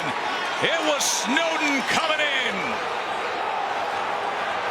This was not even a full all-out rush. This was an unblocked guy coming from the end. Charles Snowden, a half-hearted effort by Herndon, the tight end, and he gets it. It's not a full rush. Look, they're running to set up the return. It's one man rushing the punter, and he gets there. And after 2 bad special teams plays for Virginia, a huge positive special teams play sets up the offense on the 21-yard line. Got a great look on our progressive pylon cam. Charles Snowden, 6'7", and that wingspan gets the block. That was a one-man punt rush. That's all he needed. And now Ellis is going to be tackled for a loss. Somehow he breaks free before finally being corralled that time by Delaney and Thomas, but it's a loss of 5. Now they tried to trick him with a formation. They put a couple linemen out wide. Miami was not fooled and snuffed that play out. Meanwhile, Kurt Benkert in the first half. Benkert 17 of 18. 3 touchdown passes. He hit 8 different receivers in that first half and looked about as calm and comfortable and confident against this Miami defense as you could possibly be. Nice negative yardage play, though, in that first play after the block punt by the Miami defense. Benkert looks Zacchaeus' way, then goes to the end zone. The other way for a touchdown. Daniel Ham. What do we have brewing down here in South Florida? This is an outlet receiver, Joe. He's not even looking that way initially for Ham. He's looking to the left first. Doesn't see. Watch the quarterback, Benkert. He's looking left. Doesn't see it. Now he's going to know he's got to get rid of the football, and all of a sudden he sees Ham flashing by the defender, Delaney, for the touchdown. We have seen a couple breakdowns by this Miami secondary that have cost them. That kind of day, my friend. A 2-touchdown lead over undefeated Miami. Charles Snowden came after Fiegels. The block punt. Ball only went 5 yards ahead. But this guy is red hot. Benkert to Ham. Virginia on top. See college football presented by K Jewelers. Joe Tessitore, Todd Blackwood, Holly Rowe and the crew here at Hard Rock. Number 3 team in the country, trailing by 14. Jeff Thomas on the return, and they could use a good one as he kept his balance and strides out past the 35. Well, let's go back and look at the touchdown. Now, Daniel Ham is right here, and he is going to be just an outlet receiver running out here. But watch what happens to the Miami defense as the quarterback is looking to his left. Now, he's looking at a 3-man combination route over here. The guy who's going to get frozen is Delaney on the backside. Watch his eyes stay on the quarterback, and when Benkert turns back, Ham runs right by him, and the quarterback, who has been hot all day, delivers his 4th touchdown pass. A beautiful throw on the move. This guy has been beautiful today. That's as good of a stat line as I have seen this early into a second half. 18 of 19, 288, 4 touchdowns, not a pick to be had, and spreading it to 9 different receivers against one of the hottest defenses in the country. Rozier with the diving effort from Harley, incomplete. And on the other sideline, we're seeing a quarterback in Rozier who's at 50% completion. He's had a couple nice touchdown throws, but he's not been consistently accurate on some easy throws. He's made some of the tough throws down the field, but on some of the easier throws, he's been a little inconsistent today. And then the lack of any real running game out of Miami has really hurt their offensive rhythm. Rozier just one of his last 5. 2nd and 10. Homer trying to find something as he gets it out. One of their best runs. 41-yard line.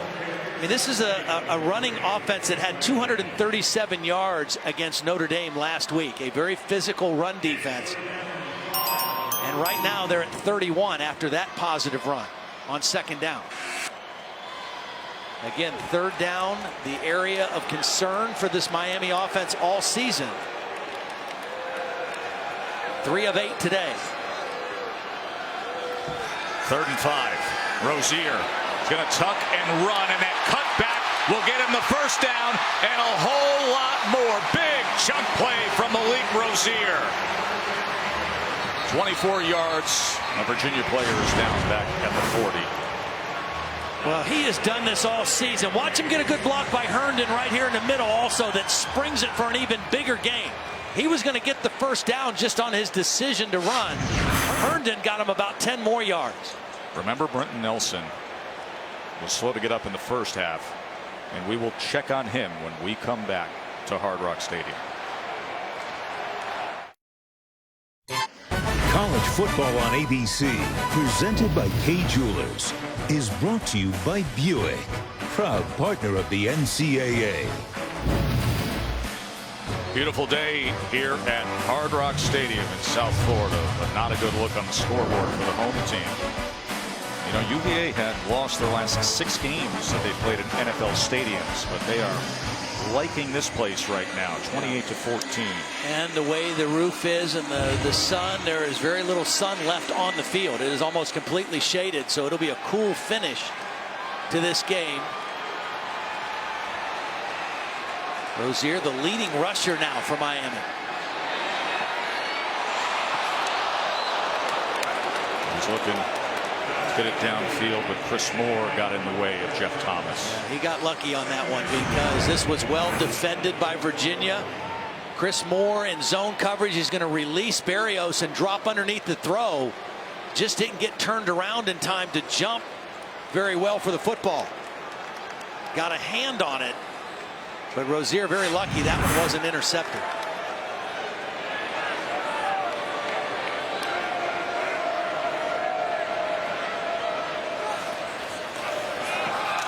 Go on the ground, and stacked up was Travis Homer. Let's check in the studio with Cassidy. Thanks, Joe. Texas, West Virginia over on ESPN. Sam Ehlinger, look at this play. As he's going down, just flings it. And Kenny Robinson says thank you and heads 94 yards back the other way. Cuts the Longhorns lead to 7. Again, this one over on ESPN. Joe, Todd, Holly, back to you. Thanks, Cassidy. West Virginia will have Oklahoma coming up. That could be an interesting one as well. 3rd down and 9 now for Rozier and the Canes. Here's a corner blitz again. They pick it up. Rozier downfield. What an effort from Braxton Berrios. 24-yard reception. 1st and goal, Canes. They tried to run Micah Kaiser underneath it, kind of like a Tampa 2 defense. Watch the linebacker. He's in position to make a play, but he has no idea the ball's being thrown. And Berrios slips right in front of him for the catch. Time to cash in to the end zone. Touchdown, Cager!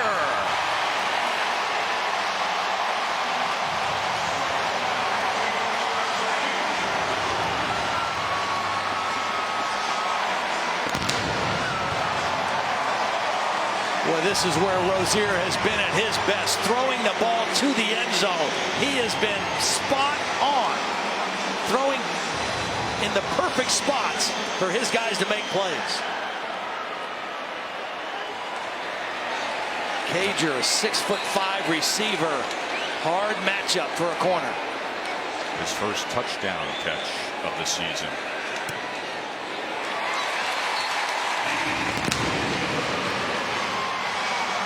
After UVA comes out and went up by 2 scores.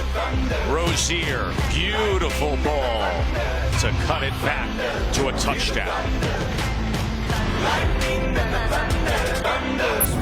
Home of the New Year's Six and the College Football Playoff.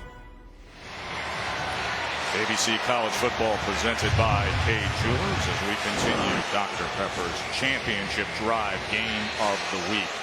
And is it ever when you look here in the second half and see the number 3 team in the country trailing at home. And they took care of business though in the red zone again moments ago. Now, what a beautiful drive by Malik Rozier. We've talked about Kurt Benkert. How about the drive by this guy? First of all, on 3rd and 5, he ran for 24 yards to keep the drive alive. Then the beautiful throw to Berrios to get him into the red zone. And as he's done all day, when he throws towards the end zone, perfect placement to the outside shoulder to his big receiver, Cager. Can't do it much better than that. Then Malik Rozier. 2 touchdowns in 2 trips to the red zone today. It has been defining their recent success. Number 3 Notre Dame down. Notre Dame couldn't get it done here. Number 13 Virginia Tech couldn't get it done here. But here is Benkert. Picked off! Johnson! Score it! Canes!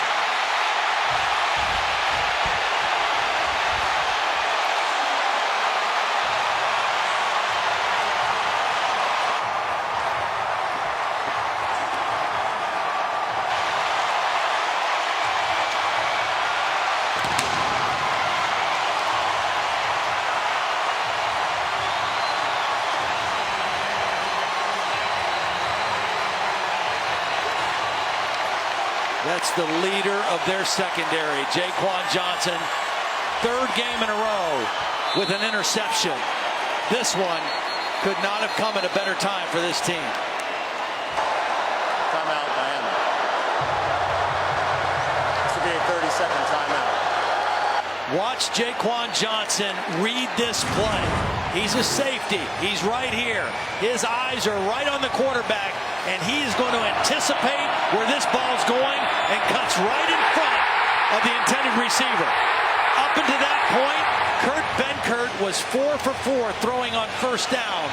That one was a mistake, and all of a sudden, it's a tie ball game. And how good it feels to have Joel Rodriguez, the director of player development, the keeper of the chain, hand it out to tie the game.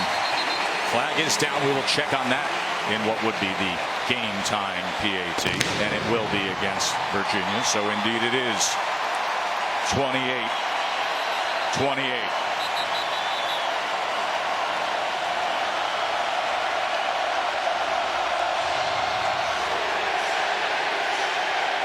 Kurt Benkert had no way of anticipating. Offside defense. That was a flag. That was good. No way of anticipating how quickly the safety was going to break on that football. But Jaquan Johnson was all over it. A very quick read, perfect break on the ball, and then finished the play. It's been the theme of their season, the turnovers. And the 5.5 pounds of gold, the Cuban link style, the U with the sapphires, and a whole lot of juice back here at Hard Rock. All tied up. 14 points in a span of 7 seconds.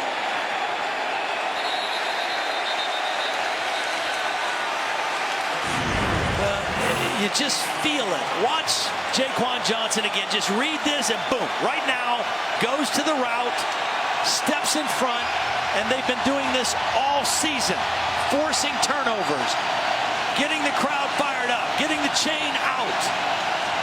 Mark Richt said, you know, there's a lot of people that have props for turnovers to celebrate turnovers, but we have the best one.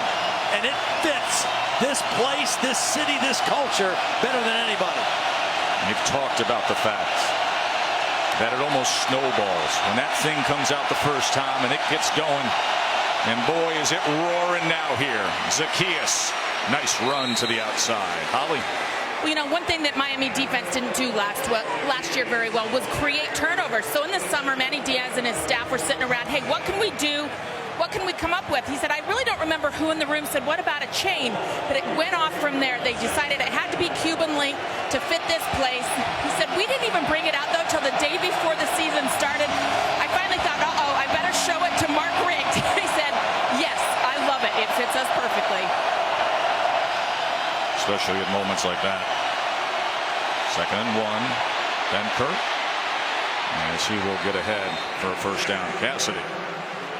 Got a wild play here. Mississippi State, Arkansas tied at 14. David Williams fumbles, and the ball just ricochets, turns into a game of hot potato until Brandon Martin recovers it on the 1 to set up a touchdown. Arkansas up 21-14 in the 3rd. Joe, Todd, Holly, back to you. Thank you, Cassidy.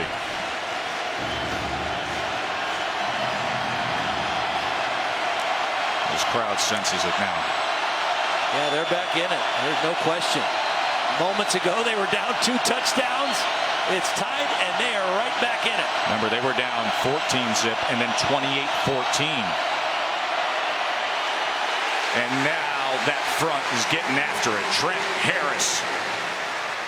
Well, it was Quarterman, first of all. Blitzing from the middle linebacker position right in the A gap that forced the back to kind of bounce that, slowed the play down, and then that defensive front swallowed him up.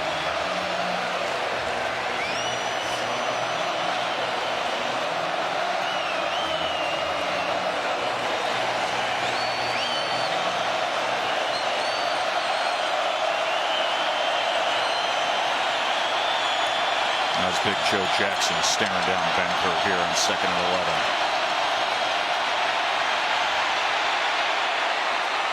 Great catch that time by Ellis, who stood his ground, shouldered ahead inside the 40.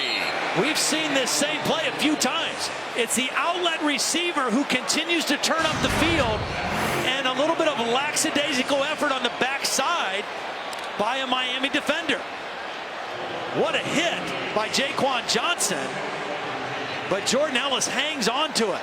Again, it was the outlet receiver on the backside on a kind of an improvised wheel route, and a nice play for the Virginia offense. And with that, Benkert's over 300 yards passing. Of course, the one costly mistake.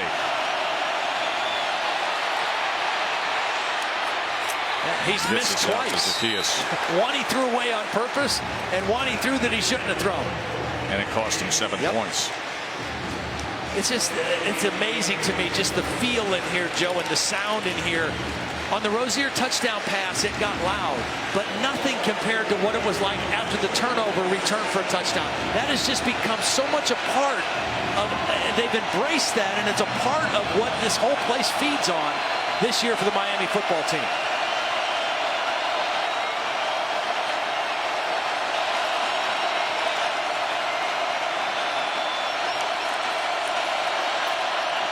Second and 6.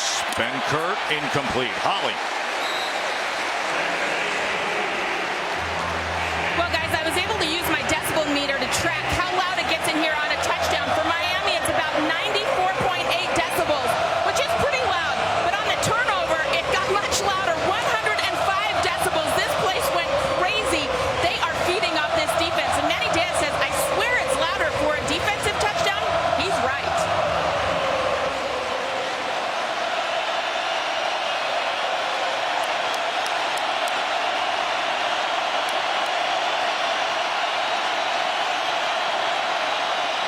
Third down and 6. A little bit of pressure. Picks it up. Gets it. Oh, that should have been caught by Dowling. And he is down on the ground at the end of that. As Malik Young had coverage. And it is 4th down for Virginia as they will check on Donnie Dowling. Good throw. Good protection.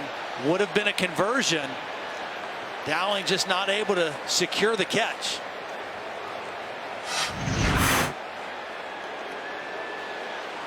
I think it just that ball got through his hands and got him in a place he didn't want to get hit. As an entire nation agrees. That should have been a catch, and it would have been a new set of downs. And now Bronco Mendenhall with the decision, because this is kind of outside of the range of his kicker. The long for his kicker is 38 yards. He missed from 42 and he missed from 43 earlier in the year. So probably where he's going to decide to go for it here on 4th down.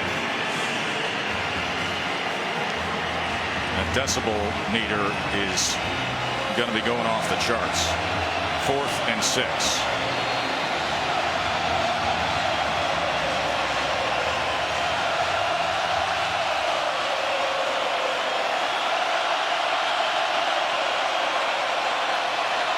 Benkert with time, wants more than 6.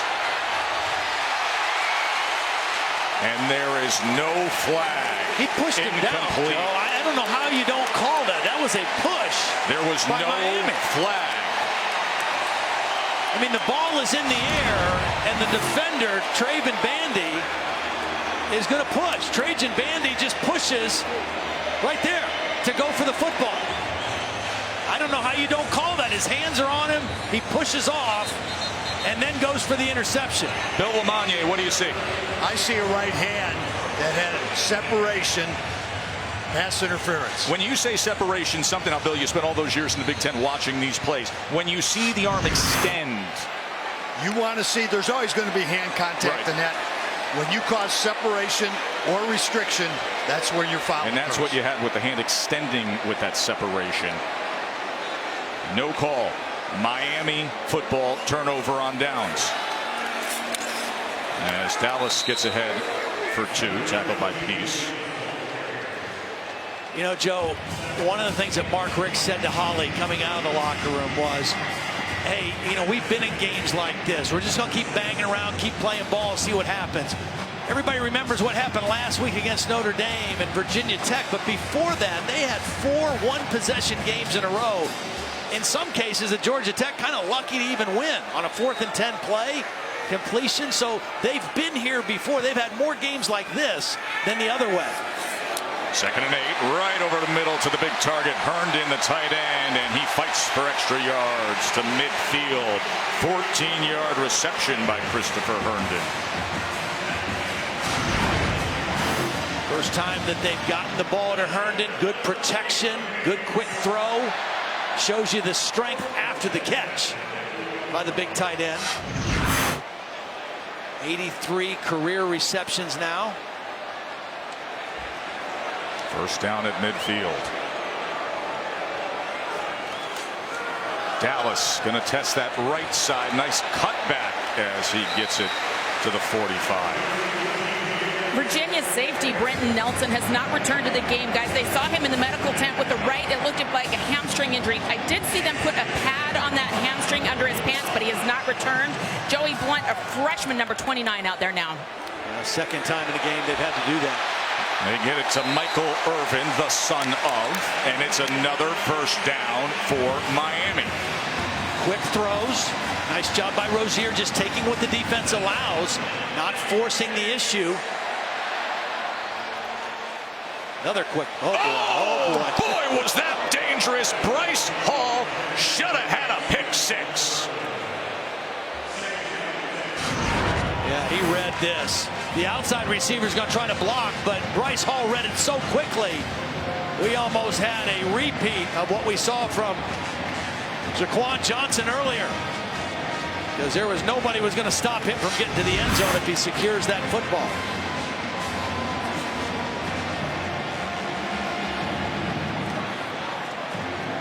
So they dodge one.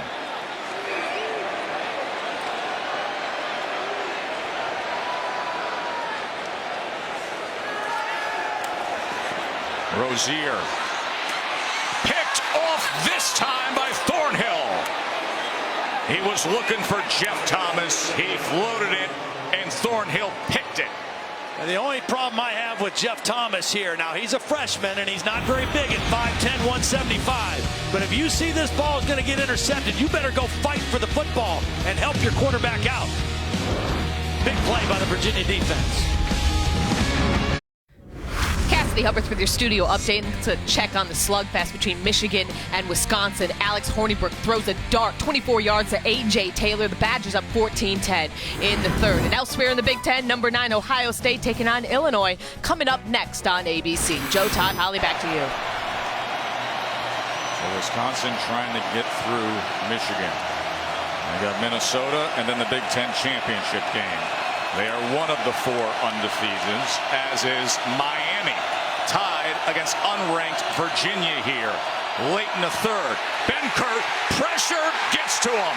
Big moment for the Miami defense. R.J. McIntosh and company. Well, you're not going to get outside of this Miami defense if you try to scramble. If you have to leave the pocket, you better go straight up the middle, because they're too fast. McIntosh, the first to get there. Another negative play again coming into the game. This is a team that was 2nd in the nation in sacks, 2nd in the nation in tackles behind the line of scrimmage. Virginia behind the chains.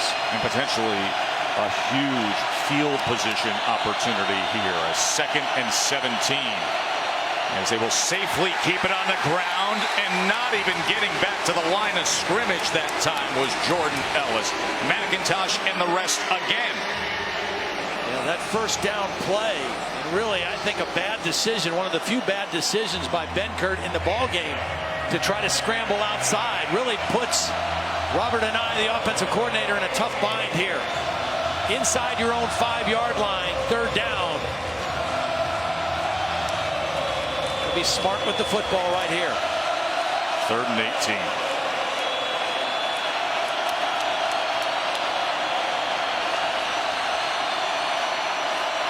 Ellis trying to create some breathing room. Only a yard that time. They're going to be punting out of their own end zone. As good as your quarterback has played, I'm thinking you're going to go ahead and throw the football if you have normal down and distance, even if you're backed up this deep, because he's been so good. But that sack on first down just tied their hands, and they couldn't afford to take a shot throwing the football, and now they have to punt out of their own end zone. And Lester Pullman is going to need his get-off time to really get off here. Let's see if they come after him.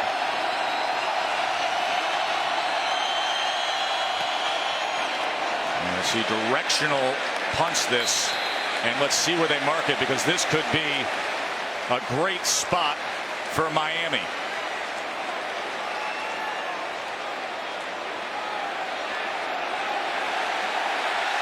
About the 35-yard line. Just a 30-yard punt. And with under 2.5 to play here in the third and a tie ball game, it is teed up for the Canes. You just keep banging away. You keep playing. You've been in close games. The last 2 weeks revealed that Miami is capable of playing on a big stage in big moments.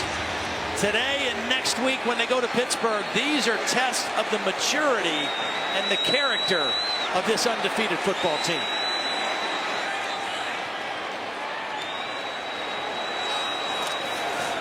Homer made the first man miss, and then the rest of that Virginia defense gets to him at the 31, including Micah Kaiser. Just not been much room to run for Travis Homer.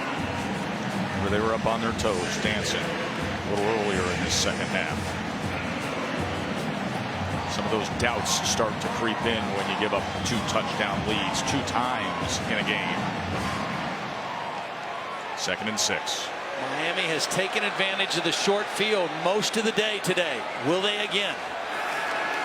Rozier trying to get through that line, but they closed in on him, and Mandy Alonso brought him down. Well, Chris Peace was the guy that made the play.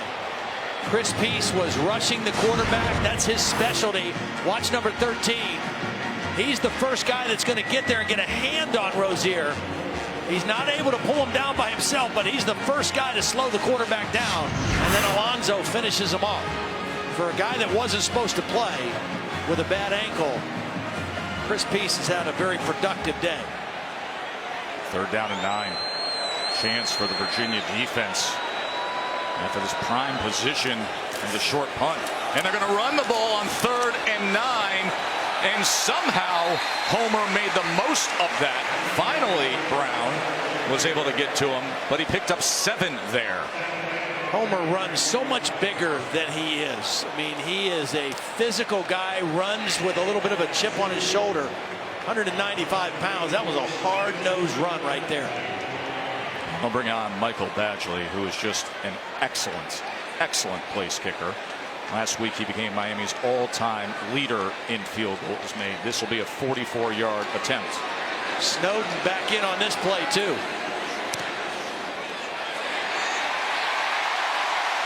And with that, Miami takes the lead.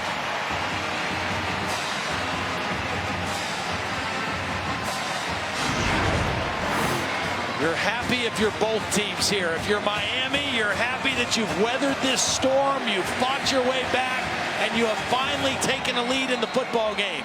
If you're Virginia, you're happy because you forced them into a field goal after that bad field position swap after the sack and the short punt.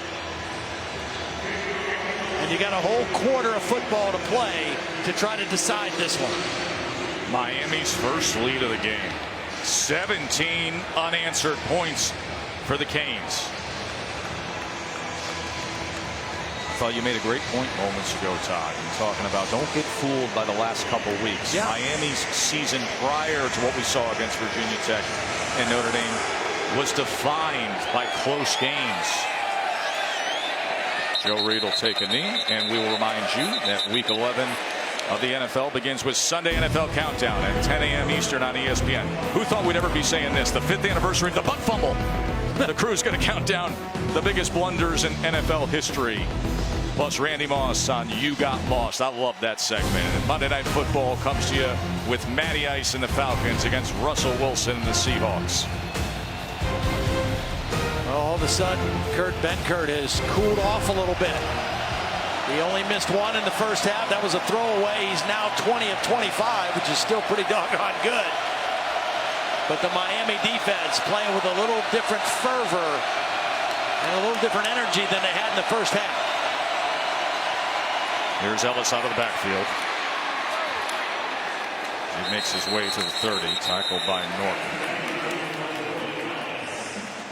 Manny Diaz, the defensive coordinator, told us he wanted this defense. If they want to look like Hurricane defense, they got to be tough. They got to tackle, create turnovers, and trust each other.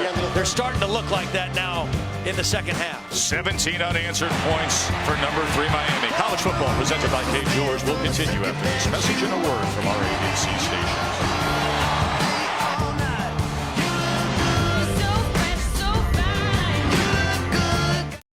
As you're watching the ACC on ESPN, Joe Tessitore, Todd Blackledge, Holly Rowe here at Hard Rock Stadium to start the 4th quarter with the number 3 unbeaten Canes roaring back against Virginia as they will not reverse it this time. Keep it with Zacchaeus. All right, it was up until 21 seconds remaining in the 3rd quarter until Miami took their first lead. What do you pinpoint here? I think the pick 6. Yeah. I really think that's when the game turned. It was the 19th turnover in the last 5 games. That's what this Miami team has done all season. The pick 6 turned this stadium on its ear and got the crowd back in it. They scored 7 seconds later, and all of a sudden it was a tie game, and then they're leading the game. So the turnover, the pick 6 by Jaquan Johnson, I think turned the game around for Miami. It's everything they've been. Turnovers, creating momentum, creating confidence, and it has been a tidal wave of that confidence the past 5 minutes. Unable to spin free was Ellis in the grasp of McIntosh. What a game McIntosh has played. Well, he's been brilliant in the short yardage situations. Every time Virginia has tried to run on short yardage, he's beat them to the snap. He's beat the offensive lineman off the ball, got into the backfield, and he's done that on a few occasions today. Second straight 3 and out for UVA.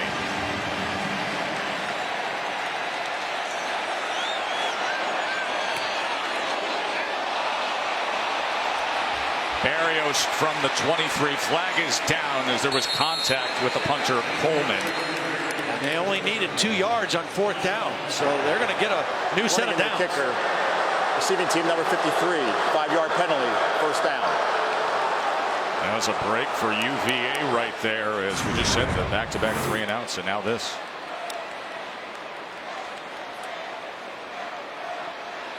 Just clear penalty. As McLeod, a starting linebacker. And obviously such a safety concern there with the leg extended and then a player at 230 pounds coming into it. Well, Virginia has to take advantage of that break right now. Their offense had gotten a little stagnant.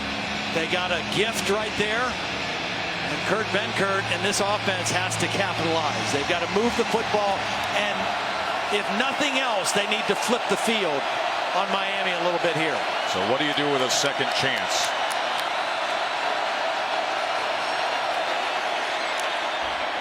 Let's check in with Cassidy.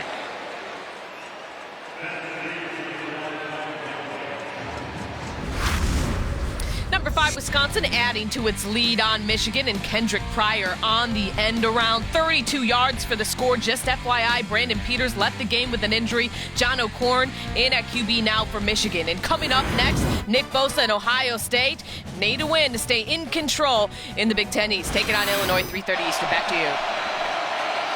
Thank you, Cassidy. 2nd and 6 to the outside, complete, and a first down to Donnie Dowling. Well, you look at the college football playoff and those in contention. So we will peek at the top 8. You see the strength of schedule. Clemson, a lot of people chirping about them being number 2, second best strength of schedule. Wisconsin, that number needs to keep climbing. Yeah, and that's the thing everybody says about Wisconsin. But we were there last week. Defensively, they are one heck of a football team. Offensively, they aren't great. Benkert, deep ball on first down and well beyond into the outside of Lavroni. Good coverage that time downfield. Michael Jackson in coverage. It's been a real success story for this Miami defense. Last year, he was not a very good tackler, Manny Diaz told us. And he said to play on this defense in the secondary, it starts with being a good tackler. And he has improved dramatically this season as a tackler and been one of the real pleasant surprises in this secondary. Benkert, what's he going to do? Going to go down. Flag comes down as well.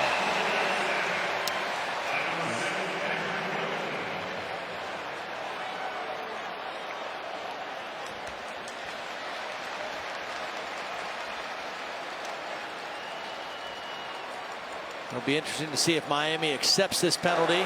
Personal foul, hands to the face. Offense number 74. 15-yard penalty, second down. It's 3rd and long if they decline. It's 2nd and even longer if they take it. Montellis, the left guard, is the guilty party there.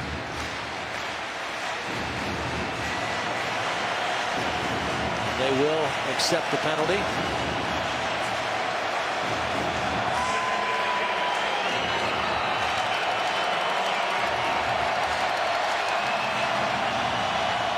Again, if you're Virginia here, you're thinking get some of the yardage back. Be smart with the football. If we have to punt, let's see if we can flip the field. There's Dowling, and he is taken down at the 40-yard line that time by Bandy. This Miami defense, 4 games in a row coming into the day, has forced 4 turnovers. It's just uncanny. They're sitting on 3 right now. A 4th one in a situation like this could turn this game completely out. No college football team has done it in 5 straight games since 2011. 4 straight turnovers with 4 games. 3rd and 20. And trying to work his way to midfield is Dowling. But see, that's all they really were interested in doing right now. Get it back to the 50-yard line. Execute a punt situation here and see if your defense can get a stop. Remember the last punt situation, they got a free set of downs because of the penalty on McLeod. Jeff Thomas is now the punt returner for Miami. Flag is down as he fair catches it at the 5. Did Miami have too many guys on the field? Another flag came in. So McConaughey and his crew will get together and discuss this. Remember, it was 4th and 10.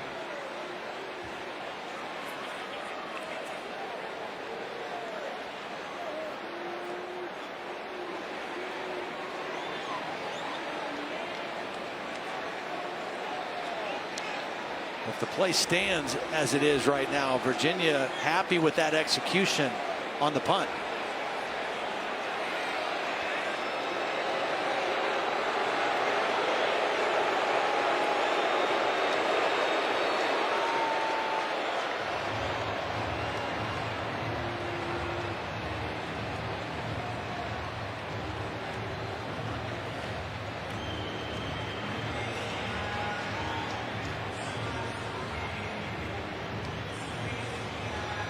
You know, there was a Miami coach on the field when the ball was snapped. They were deciding whether they needed to substitute. I just went back and looked at it. There was a coach and a player on the field when the ball was snapped. And there was not a timeout being called. Be interesting to see how this shakes out.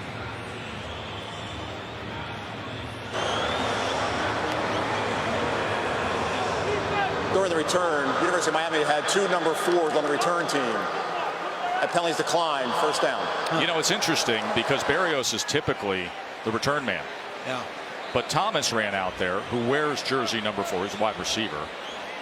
And then you can't have somebody who's part of the return team, Johnson, also wearing number 4. And I think that's why the coach was on the field. They were trying to sub one of those 4s out, and they got caught with the penalty. ABC College Football is presented by K Jewelers as we continue Dr. Pepper's Championship Drive Game of the Week. Now there is the 2 number 4 jerseys on that last special teams play. And now from their own 5, Homer just a yard there. I think this is the most important drive of the football game for the Virginia defense. Their offense has started to sputter a little bit here in the second half. The Miami defense playing much better, and you've got a chance to give your offense a short field. Remember, in the first half, the reason Miami was still in the game was because of the short field. They capitalized on it. Virginia's defense has to do the same thing here for their offense. Rozier to pass. And it is complete, and it's maybe just short of the sticks as Harris came up with the catch. We've already mentioned the problems that Miami has had on 3rd down and short. I find that so odd. Yeah, it is. Critical situation here, though. Bringing in a fullback. Miami does not play with a fullback very often, but they just brought one in the game for this play. The walk-on Michael Parrott, 240-pound sawed-off fullback at 5'11".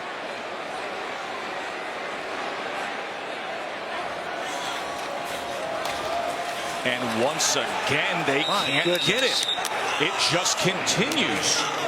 3rd and short is something beyond the grasp of Mark Richt's offense. Well, this the year. center just got destroyed. Watch the center get destroyed and pushed right back into the backfield. Great penetration. I think that was Eli Handback, number 58, who has had an outstanding football game. He drives Gauthier, the center, back into the backfield. What great short yardage defense by the Cavaliers. Exactly what they needed. There's a good punt right here. 4-5 hang time that time out of Mr. Feagles. College football on ABC is presented by K Jewelers. K Jewelers, the #1 jewelry store in America. Every kiss begins with K. In part by Pacific Life. Experience the power of Pacific. And Nissan, innovation that excites. Aggressive pylon cam has been just dynamic in this wildly entertaining game between 3rd-ranked Miami and a Virginia team that came here with purpose today. Yeah, they got down here to South Florida and said, we are going to bring everything we can. And mostly that's been their dynamic quarterback, Kurt Benkert, with 350 yards, 4 touchdowns. The one costly mistake was the pick 6.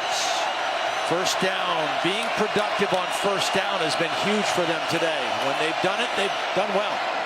To the outside, and Zacchaeus again has been a dynamic weapon. Well, you can see if they can get him the football quickly, he has some bake, some juice to him. He can make some people miss. He can turn a short catch into a bigger play. And a very productive first down play.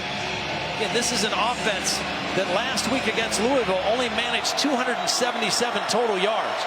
And they're sitting right now at 413. Some pressure up the middle, and they're able to get to Benkert. That was Johnson, who had the pick 6 earlier, flying in from his safety spot. This is a bad job by Jordan Ellis. He should have been picked up. Jordan Ellis right here is going to be responsible for the safety blitz, and he just does a bad job. He turns his shoulders, and he doesn't square them up. That's his poor pass protection by Jordan Ellis, and it cost the Cavaliers with a negative yardage play. And with that, a 2nd and 16.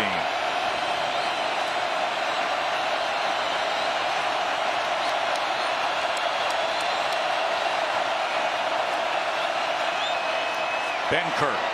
Dowling picked up a block, and he's to the 40. It'll be 3rd and short. 13 yards on that 2nd and 16. Just smart football. You know, don't get greedy. Get the ball out of your hands. Try to get part of that yardage back and give yourselves a fighting chance on 3rd down. Virginia only 4 of 10 on 3rd down, but that play is huge because 3rd and 3 just gives you a lot of options as opposed to 3rd and 13 or 3rd and 10. That's what Benkert has done on 3rd down today. Virginia. They're going to use a timeout here. They're facing a 3rd and 3 under 7 minutes to play with unbeaten Miami when we return. Kurt Benkert has been spectacular today. I want to go back to a play in the first quarter, a 3rd down play. He knew he was going to get hit, and he delivered the ball on target and threw a touchdown the next play. But that 3rd down conversion and that toughness, I think, sent a message to his whole team that we came here to play today. He has been spectacular, and he's been especially good on 3rd down as he faces a critical one right here. These are the moments. 3rd and 3. I think this is 2-down territory also for Virginia. And we will find out the answer to that right now, as it was incomplete as Redwine had coverage on Zacchaeus. Ball was thrown a little bit high. Because Zacchaeus had to jump for the football, there was going to be no interference type penalty. So here we go with a 4th and 3. They failed on 4th and 6 earlier. Dowling has been a pretty reliable target on critical downs. He's on the outside here to the bottom of the screen. Does Virginia have it in him?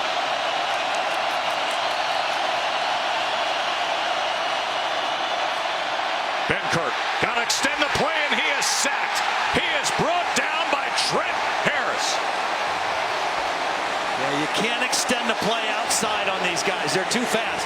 That's a mismatch. That's Trent Harris working on Jordan Ellis. Now, Jordan Ellis gave a better effort. Here's the matchup, 33 on 1.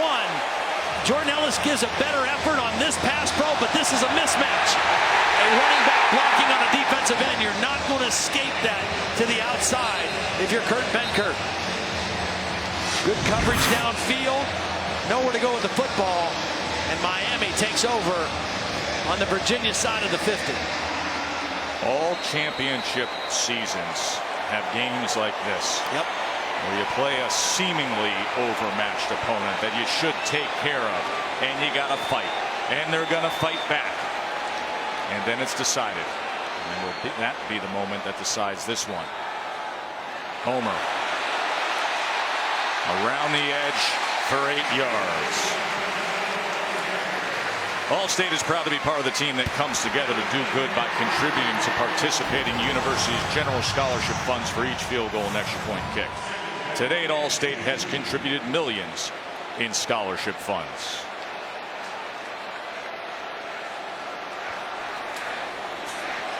Homer again, well blocked. Good play, spins free inside the 20. Homer diving for it at the end, and he will be marked down.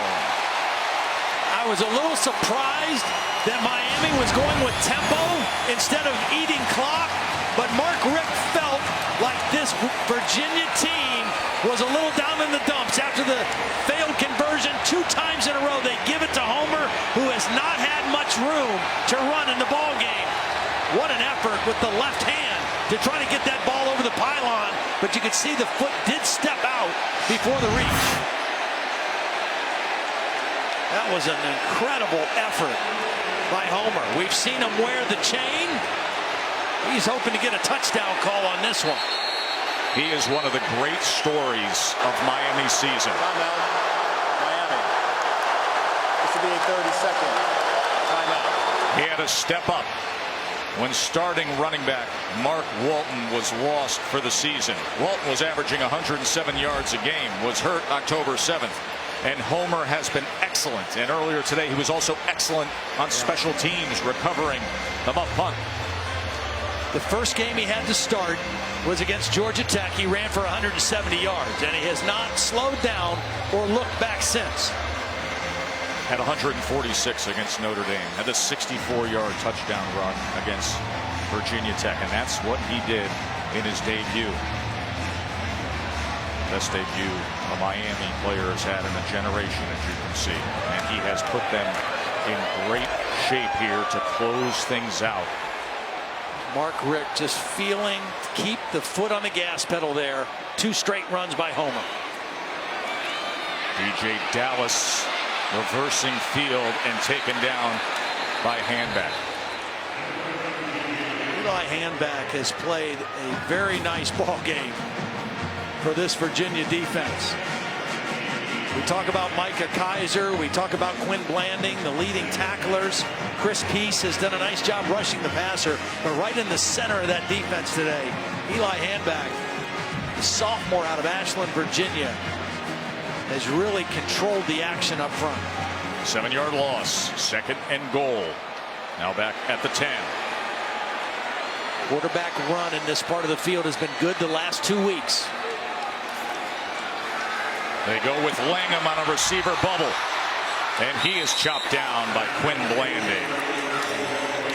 It's no secret or mystery why Quinn Blanding is the all-time leading tackler in Virginia history. I mean, he just knows how to get people on the ground. It's a bigger receiver. Rather than try to wrap him up high, he goes for the legs and knocks him out from under him.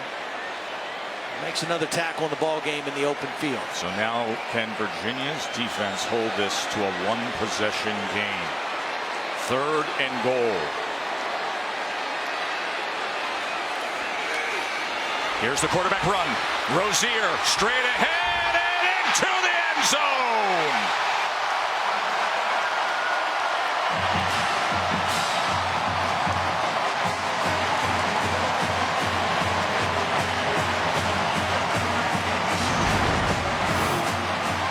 It's by design.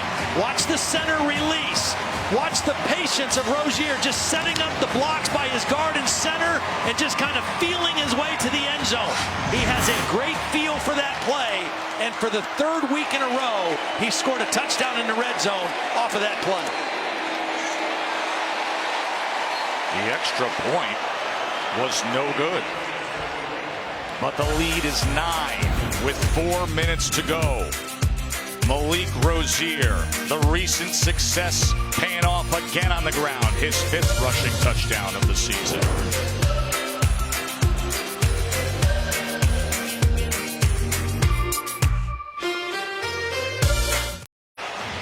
Malik Rozier has been so good running the ball in the red zone lately. Just had the touchdown run moments ago in Miami with 23 unanswered points in the last 21 minutes.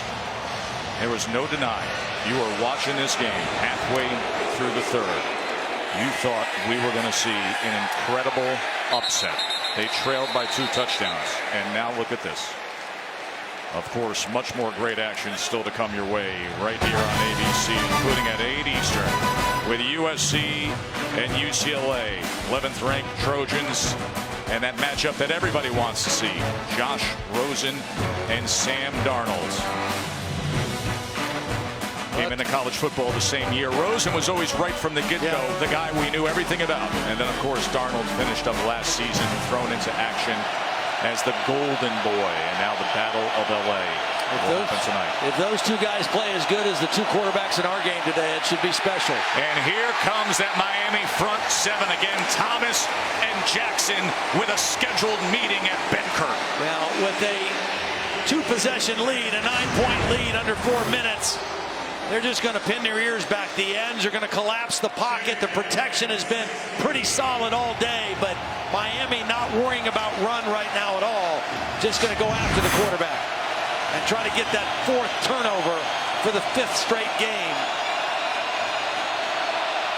2nd and 15. What a hit that time. Coming in hard was Pinckney on Ham. Now the juice is flowing, isn't it? Now the swag is in style again. And the faces on the other side a little forlorn.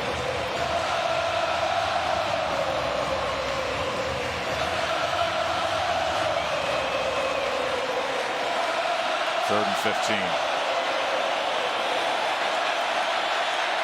Benkert drives it to Dowling, and the Canes take him down short of the 30. Well, Virginia has to go for it, and they have to. They've got to play with a little urgency. If they convert here, they're going to have to speed their tempo up because they've got to score twice.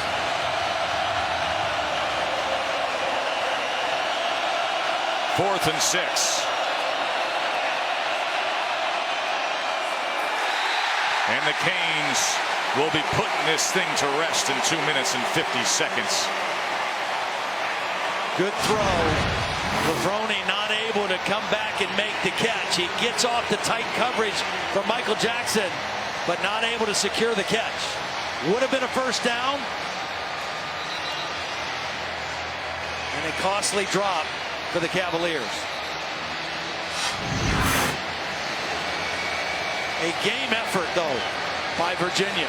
They came here with a purpose. They came here with a plan, and they played Miami toe-to-toe. But Miami showing some character and some maturity to match the way this team has ascended the polls and the ranks in the last 2 or 3 weeks. Tremendous comeback by them. Those attributes are so key into being a championship team. Character, maturity, got to have it on days like this. As Homer will stay in. Holly, what's up? Well, after a long stint at Georgia, Mark Richt was determined that this time around he was going to do a few things differently. One of those was he wanted to coach again. He wanted to be back in that room, having the camaraderie of the quarterbacks and the staff. He said it's easy to compete and get emotional when you're in the heart of the game planning, and he is. Todd, you've mentioned it several times today, the feel that Mark Richt has for this. He said, I wanted my team to feel my competitiveness, and we're seeing that from Coach Richt, back calling the plays. The other thing he wanted to enjoy, celebrate. When good things happen, have fun, celebrate it. I have a feeling he'll be celebrating tonight. Holly, that is a huge part of why this season has gone as it has, as you know very well. Homer, another great effort. He may move the chains with that. Our Pacific Life game summary. Well, they are having fun today, but it was this moment that really changed the game. The pick six by Johnson. Well, Rozier, for the 3rd week in a row on a design quarterback draw, shows great patience and feel, gets the ball in the end zone, extends the lead to 9 points. You know, I want to go back to Holly talking about Mark Richt, because we've known Mark for a long time, and one of the real trademarks of his personality is his demeanor, a very calm demeanor. But don't kid yourself if you don't think there's a fierce competitor underneath all that. Homer with a home run to put it out of the park and cap a great second half for the Canes.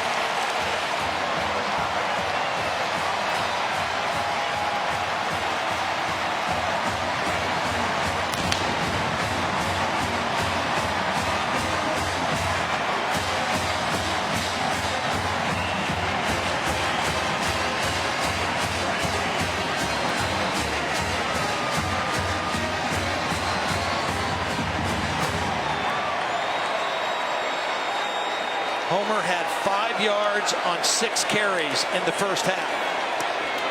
He's 2 yards shy of 100 right now. Watch the block by the tight end Herndon on the leading tackler. Quinn Blanding, the all-time leading tackler in Virginia history, gets stoned by Herndon. And Travis Homer gets it to the end zone. 17 rushes, 96 yards after the slow start. And Miami showing what they're all about. Now, strange to think of a team that's about to go to 10-0, sitting number 3 in the college football playoff rankings. And, of course, the grand history of this program is being ahead of schedule. Yeah. But if you really consider Mark Richt here in 2nd year at Miami and where this program was and understanding the roster, way ahead of schedule with a belief now, Todd. Yeah. Teams don't stay the same. And Miami believes they're better, and they are much better. They are definitely, and their quarterback is much better, and their whole team is better. You know, the turnovers, you're not going to play every year and force 25, 30 turnovers. You know, they're on an uncanny run. But the other parts of their game are getting more and more solid. Now Reed's going to take it out from deep in his own end zone. Let's go to the studio and check in with Cassidy. Joe, got a tight finish between Mississippi State and Arkansas. 24 seconds to go. Nick Fitzgerald to Dedrick Thomas. 6-yard score. Bulldogs up 28-21 with 17 seconds to play. Coming up on ABC, number 9 Ohio State getting set to take on Illinois. Again, that's coming up 3:30 Eastern. Right next on ABC. You know, Joe, the real story of this game, I mean, Virginia has more total yards than Miami. Controlled things in the first half, but Miami has taken advantage of short field situations. 5 drives started in Virginia territory, and they scored 4 touchdowns and a field goal. That was the difference in the game. Virginia played well, way better than they played last week against Louisville. 2 different times in this game they got up by 14 points. There was a big separation in those moments. And Kurt Benkert, what he was able to do through the first half and about halfway of the third quarter was one of the best performances we've seen in a half of football from a quarterback. And then the one big mistake. And so he's going to look at that stat line and see 384 and 4 touchdowns. And as he will look to add to it here. You know, a couple costly drops by Virginia. As good as they've been on offense, there was the big drop by Dowling early in the fourth quarter, the drop by Another player downfield, offense number 67, 5-yard penalty, second down. The drop by Levrone on 4th down that led to the next touchdown, the last touchdown by Homer.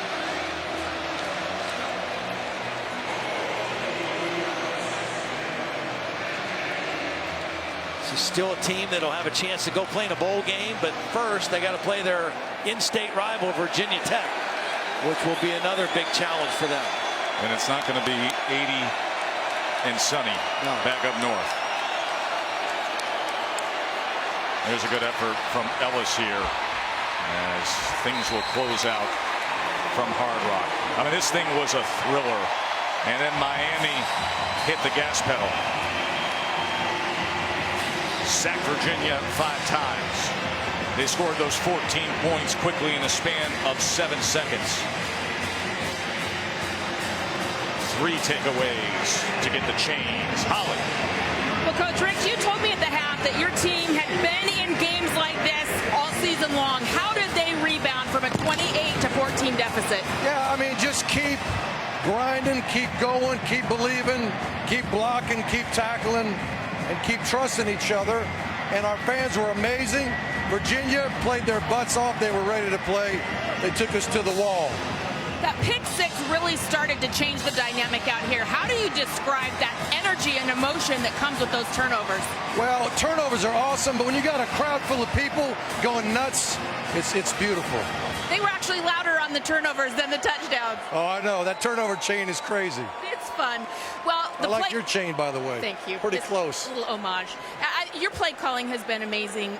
The feel for when to run it, when to run your quarterback. How have you grasped that this season? I don't know. Well, the thing about the quarterback draw down there is, you know, sometimes it's a run, sometimes it's a pass. It's up to the defense to line up a certain way, and we'll react to what they do.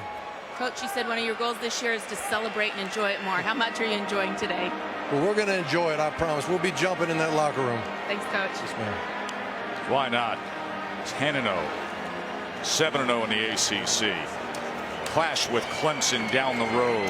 Got Pitt next week, and 30 unanswered points in the final 25 minutes to win it here against UVA. The Illini against the Buckeyes still to come on ABC. It's going to be a fun day with USC and UCLA later tonight. Never disappoints, does this great sport.